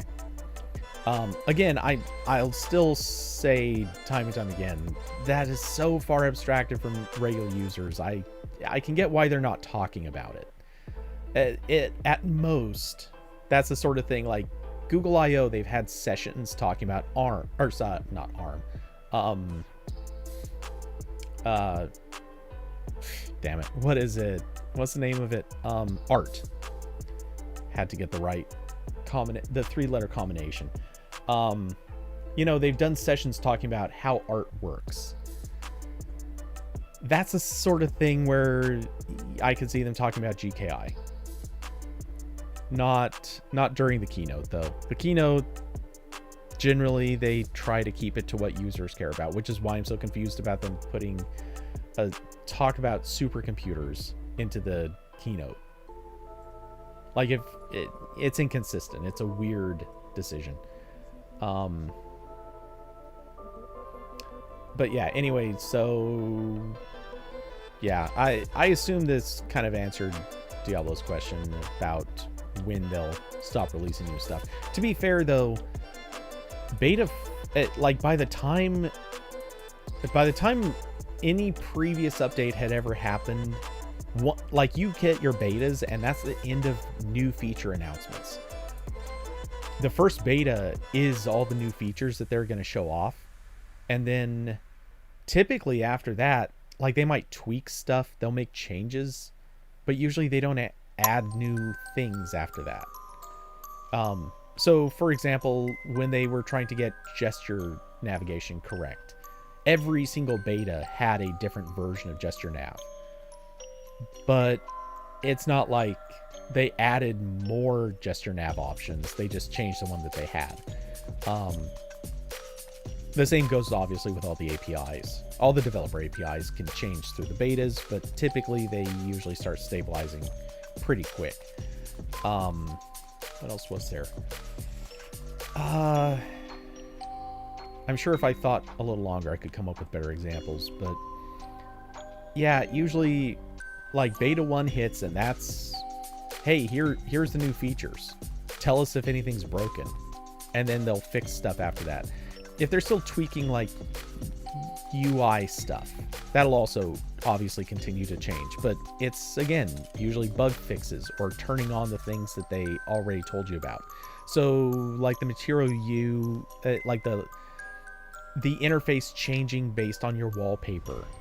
Stuff like that. It's not working yet, but they announced it. It's going to be working in a future beta. So that kind of thing. But I don't think they're going to announce any new stuff between now and then. I think what we have now, between what's announced to be coming and what they've already given us, I think that's what the final release is going to be. Just obviously fixed and improved. Let's see. Okay. Quickly skimming through comments.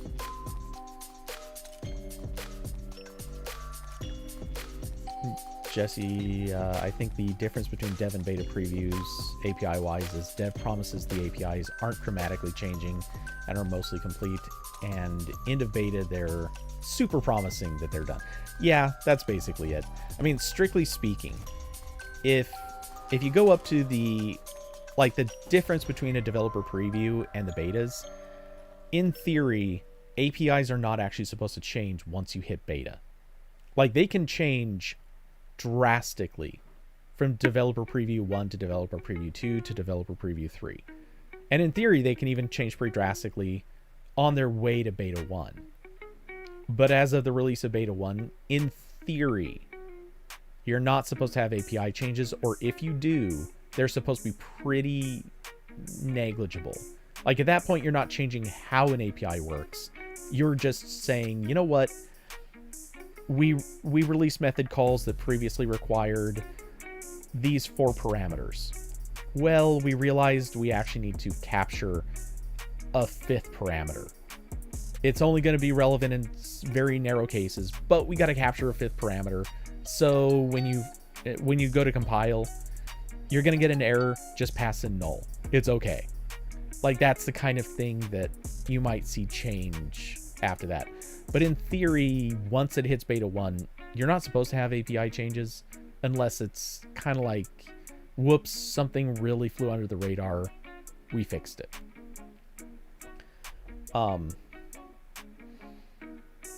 Diablo, this is sure interesting. I'm not sure if that's sarcasm.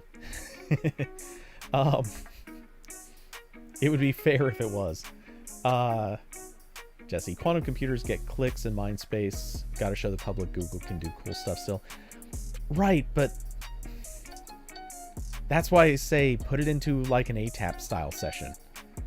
You can do more with that. And I know places like the Wall Street Journal. I had to think about which type of outlet I want to pick on, because places like The Verge gets a big dump of information from Google in advance. They're being told what's happening, what's going on, and they already know what's coming. And you know that whoever they're working with, the PR people, are straight up telling them, look, we think that this would make a good story. So they are feeding them stuff in advance.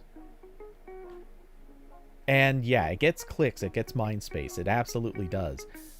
But that's why you can put it into a separate session, because it's still going to get the attention. It's just when you put it into a keynote, this is like saying, this is the thing we want the public to see. And the Wall Street Journal is probably getting this stuff in advance too, but at the end of the day, people who are watching the keynote, I don't think they care. I mean, you saw it. Just look on Twitter. Oh my God, the comments that were popping out during that segment, they were harsh. It was basically nothing but jokes about Ant-Man because of Michael Pena. And people saying, wow, I'm totally falling asleep right now. Hell, I wasn't bored to the point of falling asleep, but man, I didn't care. And it's not to say that I wouldn't care about this stuff normally, but I'm sitting, like I said before, I'm sitting at the keynote. I'm watching it to see products. I'm watching it to see Google's announcements for things that are actually going to matter to me directly. I don't care about them doing a quantum computer in that moment.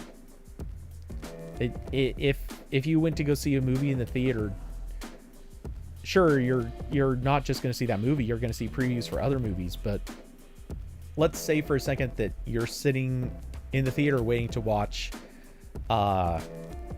Avengers 14. Okay, none of us will live to 14. You're there for Avengers 5. What if they put on a preview for a sequel to The Notebook? Do you want to see that? Do you want to see a preview for the sequel to The Notebook? I mean, besides the fact that absolutely nobody wants to see a sequel to The Notebook. I'm sure that's not true. It just doesn't fit in. It's the wrong place for it. Anyway, so I'm sure I've overtalked that point.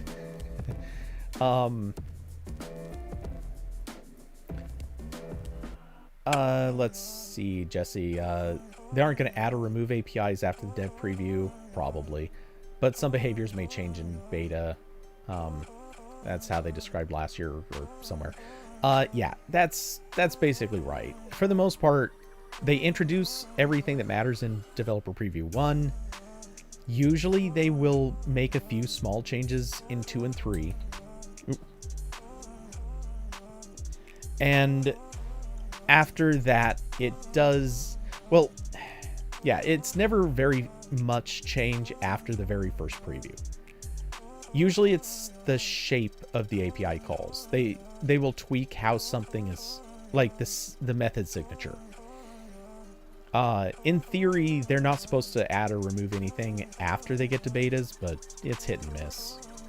It has happened. It's just uncommon.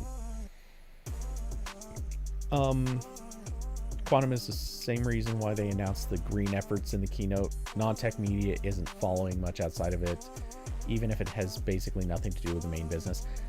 Right, but the thing is, if you're watching, I was about to say Fox News. I don't know why. If you're watching MSNBC, let's go with that.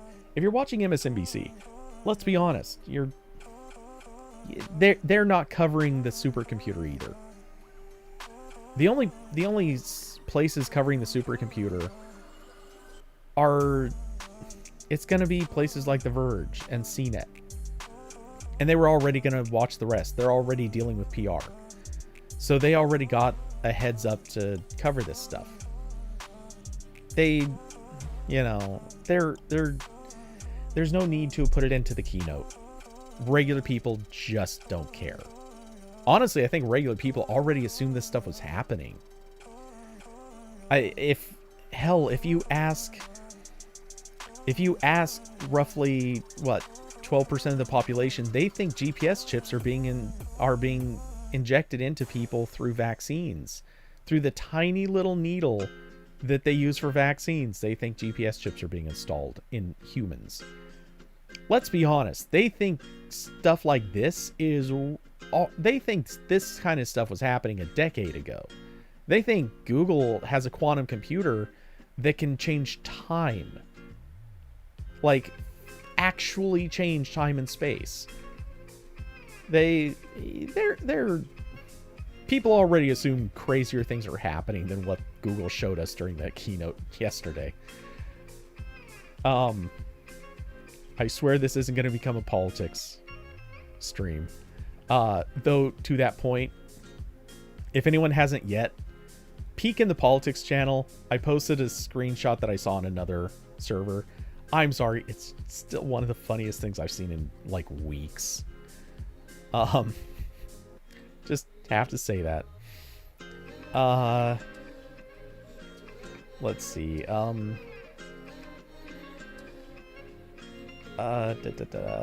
People love to troll. That's why targeted advertising is important, folks. Nice. Google never told regular people to watch I.O. Okay, I know that this is a weird thing to hang on, but I briefly will. Google didn't tell people to watch I.O., but Apple told people to watch WWDC. And I.O. is, for better or worse, the closest there is to WWDC. And while we all know there is nowhere near that many people watching either of these shows, both of them get pretty minimal direct viewers. I mean, they're still getting lots of viewers, but like in the grand scheme, it's pretty tiny in number. But tech outlets watch them. And if you have someone who covers, or someone who works at, again, I'll just use MSNBC because lack of better examples, because we all know Fox isn't covering this. If you have somebody who is told, hey, Apple's going to announce something at WWDC, and they're like, oh, hey, yeah, let's watch that and cover it. Rando news person at MSNBC is totally going to watch WWDC. They're going to pick out their, 45-second highlight reel that they can hand off to somebody else to cover. And that's maybe not 45 seconds. That's actually really, really long for news highlight reels. But they're gonna clip together a short highlight reel, hand it off. It's gonna get covered almost like sports does, and that's it.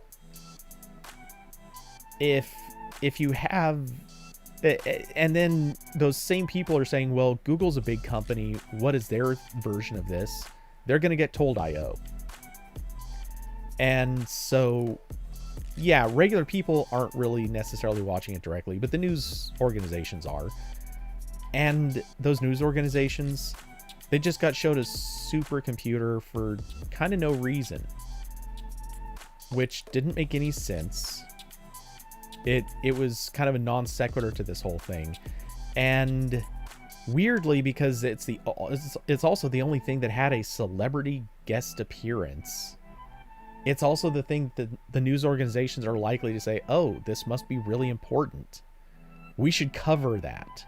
We don't know why, but I guess we should at least include it in the highlight reel. What for? That's what the news organizations probably led with last night for their brief mention that Google held a thing. They probably included that. And why? Nobody wanted it. Nobody cares. And if you're putting it on the nightly news, people are going to say, "Oh, that's what Google did? I guess it's good we skipped it. We didn't need to watch it. Who cares?" They didn't announce a phone. They didn't announce, oh, the highlight reel mentions that Google and Samsung are going to make a watch together. Okay, that's cool. Because I guarantee that's how they covered that. Honestly, and Google announced the latest Android. That's the other thing.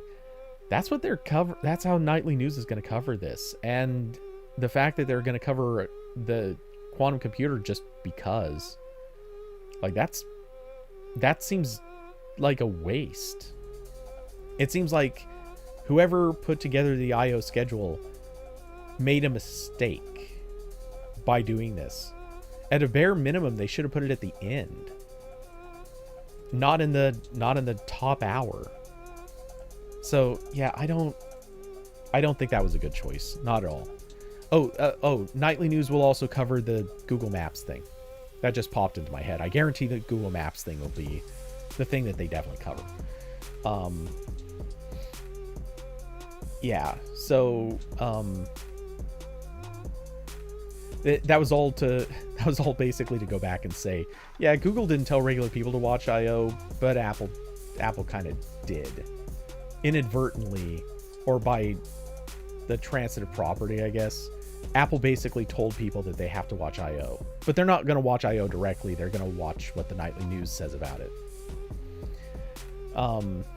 Jesse, I'm making their case, but I'm unsure why they did it either. Yeah, exactly. The weird presentation, the fact that no real new info was given. We already knew they were working on this, right? I assume so. I'm Austin, feel free to speak up here. I figure you probably know better than most of us on that one. To me, like I said, I guess I didn't know it, but I assumed it. Like everybody else. It's just one of those things. We know that they're making supercomputers. The specifics of it, what it looks like, how fragile it is, and that it requires to be near absolute zero cooling for whatever reason. We didn't necessarily know that stuff, but I think we all kind of assumed it. Something to that effect, at least. Jesse, I recall a story a couple years back that Google had entered a co-research project thing with NASA on quantum computers. I don't think I saw the story, but yeah, that totally checks out. It's one of those things. We know Google is doing a bunch of research projects like this. I don't think anyone's surprised by it. We may not know the specifics, we may not know the details, which is why I think an ATAP style session would have been so much better. Because then you could have, instead of you could still have Michael Pena involved. There's no reason you didn't have to. Honestly, I didn't hate the fact that he was there or doing the bit. I just think they should have done the bit differently. But man, have a session, dedicate a session to Google and supercomputers. Like, that could have been their session title. Or literally just Google supercomputes. Literally just that. That's a session title. That's making a statement. They could have really dug in and just committed themselves to, no, we're going to spend like half hour, 45 minutes talking.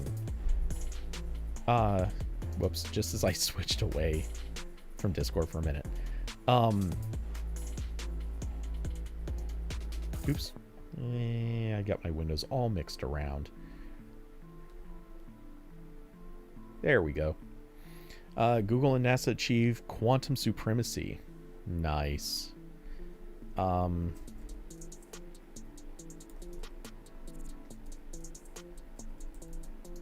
No mention of Absolute Zero. For shame, NASA, for shame.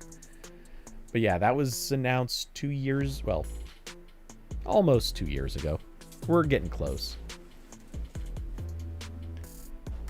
But yeah, imagine if this had been a half hour, 45-minute dedicated session to talking about this. That would have been amazing. They could have done so much more with this. That would have been just huge. Instead, they kind of trivialized it with the Michael Pena skit. They kind of aimed it at the wrong people by putting it in the keynote. Man, I don't feel like it was a big enough deal to warrant this much talk about it or complaining. It really wasn't. From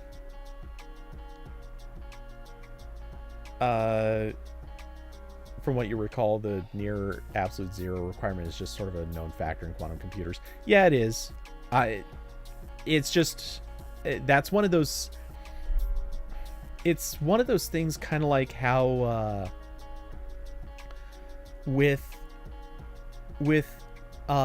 jet planes that travel faster than what I want to say it was faster than Mach 2. Might be wrong on that. Anyway, that whole thing about how they have to use tanks that are actually not sealed before they're not sealed, so they actually leak.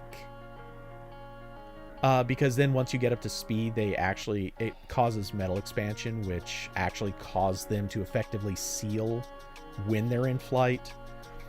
Like, that's one of those things that's a known thing, but people would talk about it because it is so weird and cool that you just always mention it. And obviously, yes, that's no longer a thing. That was an old paradigm because, shocker, they've come up with ways that they can keep tanks sealed even when they're not fully even when the metal's planning on expanding. Regardless, you know, you mentioned the near absolute zero thing just because you do. You should put it in every single thing where you ever talk about quantum computing because it's cool. It's weird. It's a thing that regular people kind of either probably haven't heard before or they need to be reminded of every time they read.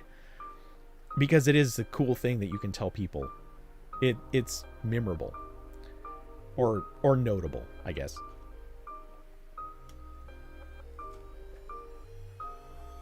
Man. Okay, my ability to speak is getting pretty severely limited at this point. So I think we'll call 5-minute, 10, 15-minute warning, whatever. I don't know. We'll call warning. If there's any other topics, let's hit them. Because, like I said, I think, like, I'm not trying to come down hard on the quantum computing stuff. Just, I didn't think it needed to be in the keynote. But yeah, if there's any other topics, let's smash those real quick. I don't remember what else got hit in the keynote though.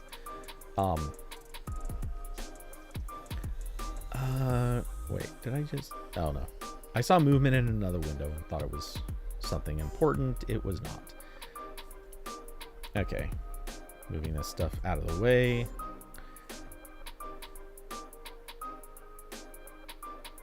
Diablo is doing something odd in chat. I'm not sure what.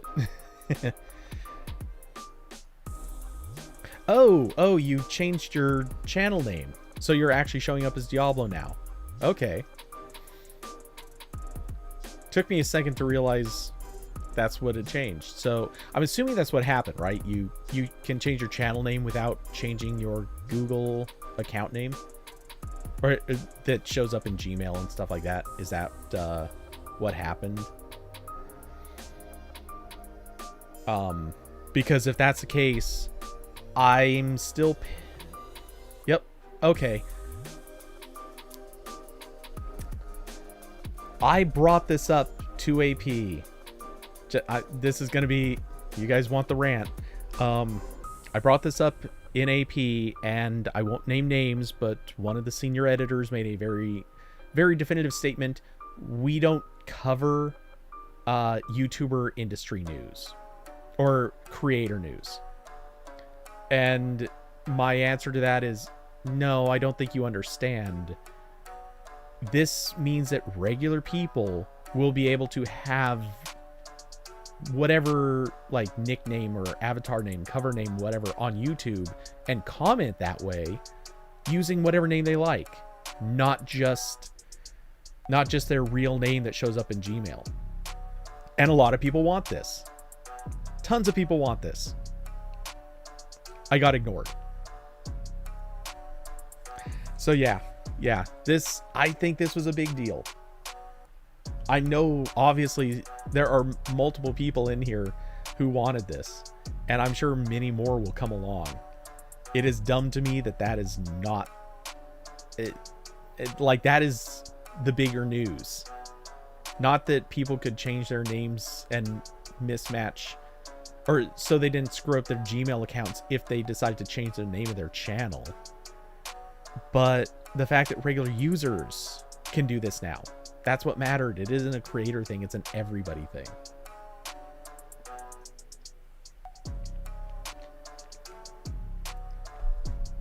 But hey, no one's accusing some outlets of knowing what to cover these days.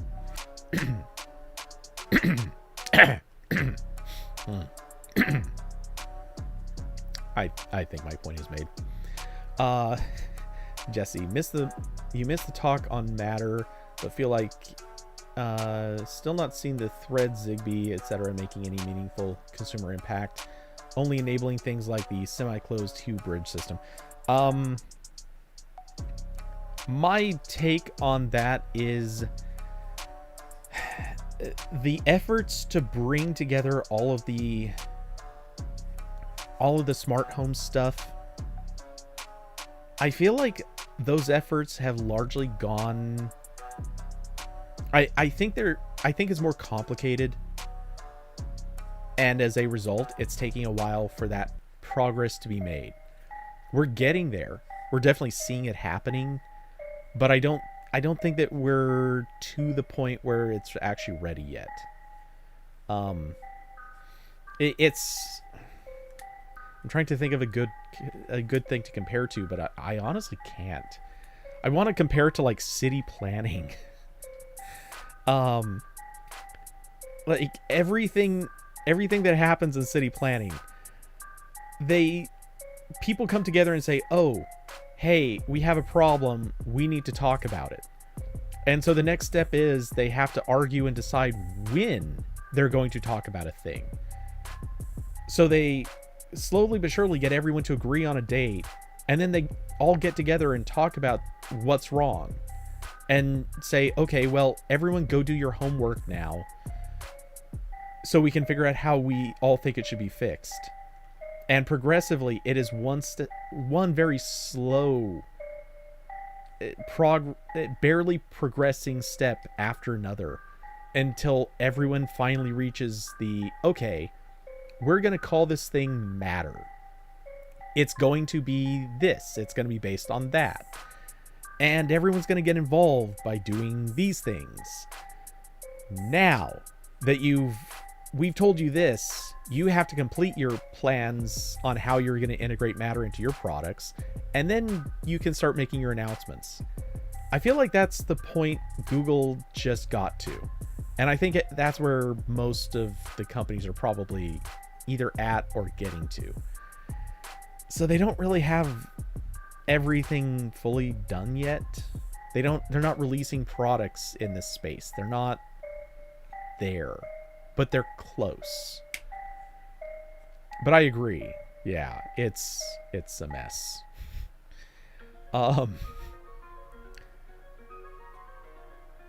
So, oh yeah, then you said don't know if you have any comments. I did. Yeah, Smart home is one of those things that got so messed up by every company rushing to invent their own system for it. When what really should have happened right from the start is Google and Apple, obviously both of them were going to be involved in this. There was never any doubt. Maybe they should have reached out to Microsoft, though it seems like Microsoft wouldn't have really had much to add. And they should have reached out to a few other companies and said, okay, let's all agree we need to create a standard right out of the gate. It doesn't have to be great, but it needs to be a starting point. They could have done that. They all knew they wanted to get involved in this space. They all knew they were going to work on it. I mean, Google's been doing this since before most people were watching Google I/O. Like, there was a time when Google showed off controlling some no brand light switch or light bulb that was, basically just on, off, and I think dimming. And they showed that during I/O, and they talked about something that was called at the time Google Home. I think that's what it was called. And well, it had a different code name, but I think they eventually did say it was going to be called Google Home. I don't know, it was something like that. Anyway, yeah, they've been doing this for so long, and it's still obviously far from complete. It's messy. I mean, Google basically forgot it was doing that stuff for like 3 years, maybe 4 years. And then all of a sudden, everyone decided it mattered again. Let's see. Wait, does it work without changing your whole Google account name now? Diablo, yep, he confirmed. Yeah, so it doesn't affect... so just for clarity, in case it isn't obvious from what Diablo's mentioned, yeah, all you're doing is changing your YouTube channel name. So you're still changing a channel name. If you care about your channel name staying the same, but you want a different, if you want to comment under a different name, you still have to use a different account for that. But if you are, if you just want to, or if you don't care that your account name is changing, or sorry, your YouTube account, which is your channel name, if you don't care about that changing, you can basically just change what name you use across YouTube freely, and it will not affect the name that shows up on your Google account, in Gmail, or any of the other places. It only affects YouTube.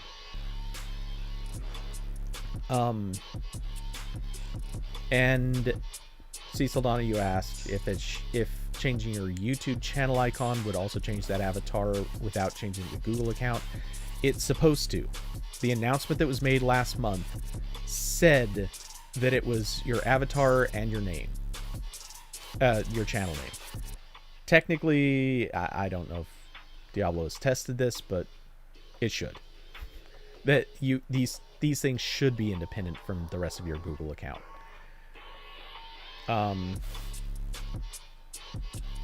Diablo, oh yeah, people with verification badges on their YouTube channels, I guess they do presumably, or I think the warning even said that they would lose it, which that I hate.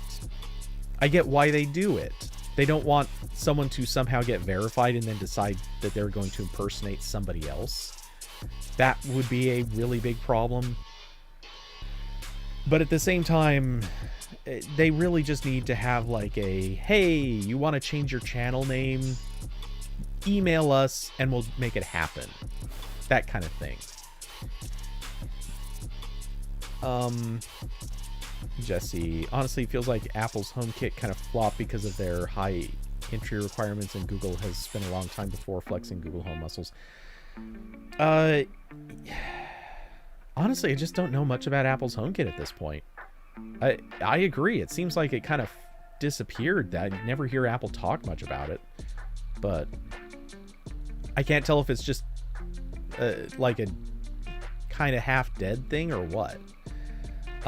That being said, I'm really curious actually what iPhone users are using, if if they're using anything for sort of smart home stuff, what are they using? Is this the one time they're like, yeah, sure, we'll use Google Assistant because it's the best voice assistant? Or are they using Amazon because presumably Amazon has the widest reach in different kinds of supported devices? Is it, or are they using Amazon because they just hate Google? Because there are plenty of iPhone users who are that way. It's a thing.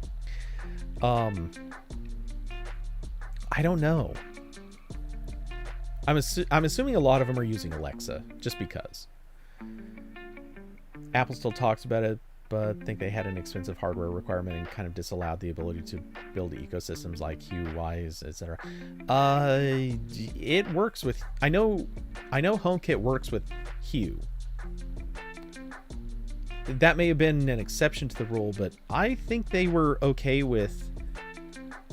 I don't remember for sure that it worked with Samsung SmartThings, but I'm pretty sure they were okay with using ecosystems, like centered around ecosystems. But yeah, I don't know if they were compatible with all of them. Plus you needed a dedicated Mac always on to be a cert? No way. That couldn't have been a thing, right?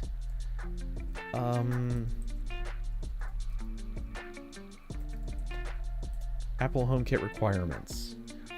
Using HomeKit requires an iPhone, iPad, or iPod Touch running the latest versions of iOS, along with at least one HomeKit-enabled device.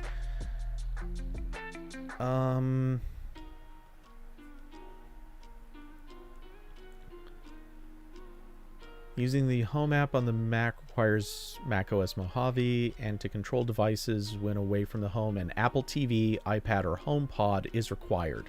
So you needed an Apple TV, a Mac, an iPad, or a HomePod. So you still needed a central server, which is but that's not. At least you didn't need a Mac. A Mac was an option. And I think most people probably went with an Apple TV. Maybe a HomePod, but God, I get the impression those did not sell. I really get a strong impression no one bought HomePods. Let's see.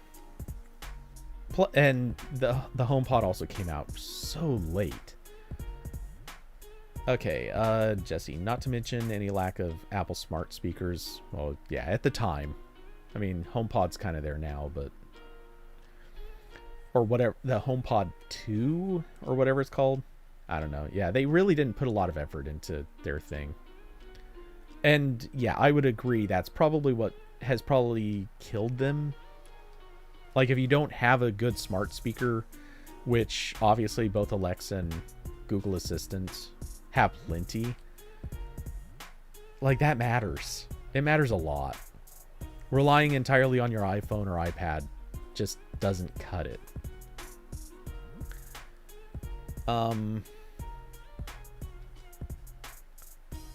Okay, so they loosened the restrictions on ecosystems, but the Hue Bridge, they also made a HomePod or HomeKit version of it.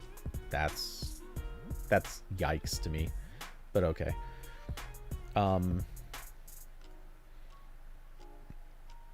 Diablo, the only crap I don't like about the Home app versus a Nest Hub is fan controls show on the hub, but in the app only on and off. Yeah, that's not great. And Google needs to work out its stuff when it comes to the Home app, for sure. I mean, it's not the worst, but they gave up a lot of features. It's pretty obvious they gave up a lot of features with that. Jesse, you didn't used to be able to use HomePod because it didn't exist, or iPad at first. Right. What is a home hub? Is it because HomeKit only works locally? Wait, where was that? Did I say Home Hub, or because I don't think that was in here. But yeah, basically HomeKit was designed around the idea that you would have some sort of central computer that was effectively kind of working as a server. And yeah, the idea is it can work locally. Even if you lose your internet connection, stuff like that, it could still ostensibly do things on the home network. Which, look, fact of the matter is, that's not an option with Google Assistant at all. All of that stuff has to be internet connected somehow. Technically, those things can still have their own local operating functionality, but they have to be internet connected in some way for Assistant to work with them. Alexa, sorry if I'm triggering anyone's stuff, by the way, but I think with that one, I think you could have local stuff happening in some instances, but generally speaking, it was also internet connected. But yeah, with with HomeKit, the idea was pretty specifically like, this needs to be able to work offline. And I don't know how much that ever became true, but I know that was part of their goal. If you're relying on an iPad and the iPad battery dies, does that mean you can't control your smart devices when away from the home? It does.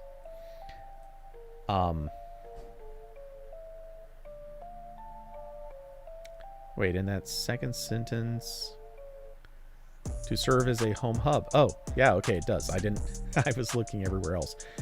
I don't know if they actually, to be fair, this is written by Mac Rumors. There's a chance that maybe somebody unintentionally capitalized home hub wrong, or maybe home hub is actually a term that they intended for use. But to my knowledge, I don't think that was an official term used in Apple's HomeKit setup. Let's just see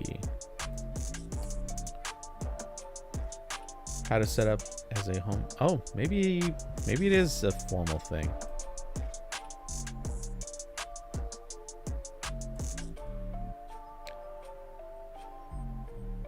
They're bouncing between using capitalization and not capitals. In their title casing, this is title case, so that's capitalized for that reason. I don't know. It doesn't matter, but I'm not sure if it is a formal thing. Okay. I was going to say I wasn't sure if Apple actually used that as a formal term, but it doesn't matter. Either way, yeah, you did have to have some sort of local device to still act as your primary. What's funny about HomeKit working on the local network and not the cloud like Assistant kind of does is that Siri still needs an internet connection, so the cloud is still in the loop 90% of the time. Yes. I was going to bring that up.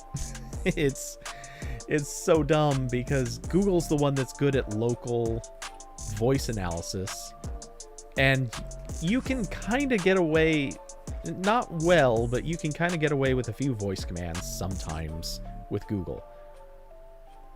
Also, I'm really surprised none of my devices have woken up when I've said that company name all these times.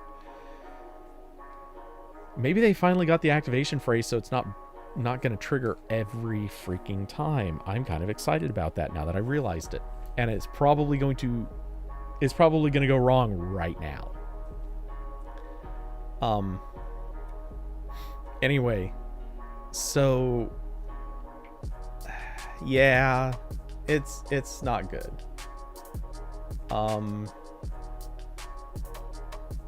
Wait, is this something?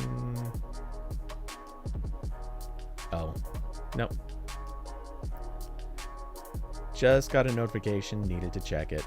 Not important either. Funny how that's happening a lot. Um,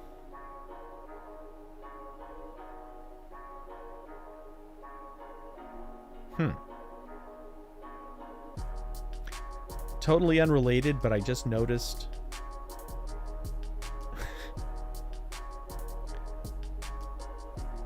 Facebook, God, Facebook is so stupid. Facebook just sent me a friend suggestion. This isn't the notification I just got. I just happened to pop it open at the same time. They sent me a friend suggestion for somebody who lives in Chicago, Illinois.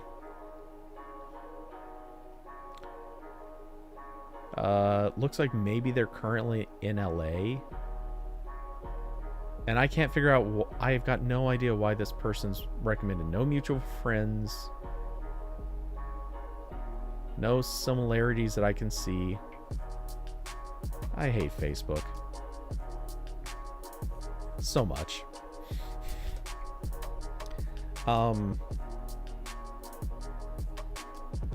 Jesse, anecdotally feel like assistance triggered less often too.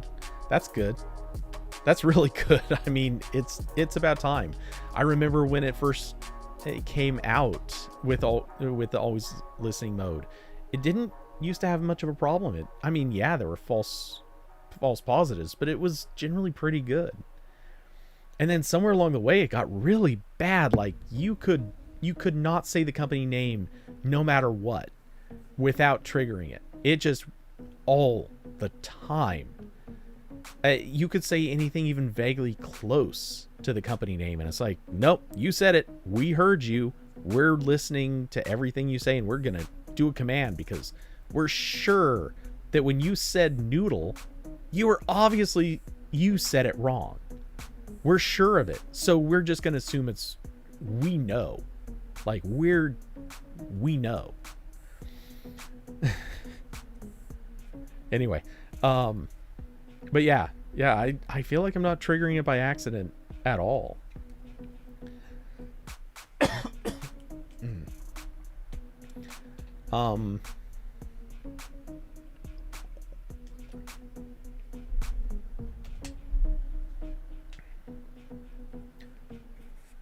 Smart speakers have always been triggered for you. For me, I mean, it's been a mix of both, but I think phones seem more likely to trigger for me. Only by a little bit. Not too bad, but not good.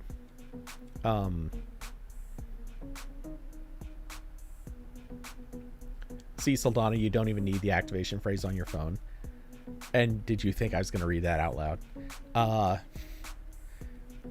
Yeah. I mostly don't use it. Every once in a rare while.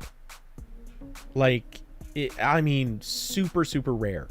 I might use it to be like, hey, I need to... I'm running from one place to another. And I think, okay, I need to send a text message to somebody. And I don't want to slow down enough to, like, actually type it out on screen. Or... what else? Yeah, honestly... well, no. Every once in a while, I'll try to maybe use it to turn on a light that's in another room as I'm on my way to that room. When I'm in between speakers... though the speakers can usually hear me from other rooms, so that doesn't even matter. At most I could just... or at least I could just speak up and they'd hear me just fine. But yeah, that's about it. Take it easy, Jesse. Hey, I'm hopping offline in just a couple minutes anyway, so you're not missing anything. Take it easy, man. Yeah, I can't think of any time that I'm really using Assistant on my phone anymore. It's there. I know it's there. I could activate it. Now that I'm thinking about it, for the most part, I could just turn it off and I wouldn't even notice, except for the fact that the accidental triggers would be even more uncommon. then the only way I would ever trigger it by accident is just tapping the assistant button on the home screen, which I never ever do. So yeah, there would be no more assistant for me at that point, except for just accessing it through speakers. Of course, once and in the car. I use it in the car all the time, but that's different. That's the place where you're supposed to use it. Okay, anyway, so, man, yeah. The throat, 100%, the throat is at its limits. Okay, so with that, I think I do need to go. I actually didn't think we would be going this late tonight, but, so let's see, for those who are curious, game stream this weekend, I think likely to be Borderlands 3 and maybe a random like fun dicking around stream, maybe. I don't know for sure. I will think on that a little bit more. Otherwise, as usual, next week, more RambleCast. I will see you guys in Discord as always. If you'd like to support the channel, you know the routine. Links down below in description. Let's see. Trying to think if there's anything else. Hopefully the review for this gimbal should be going up in just a few days. I really hope. Other than that, yeah, I don't know what else. So enjoy the rest of IO if you guys partake in any of it. And yeah, I will see you all in the next one. Good night, everybody.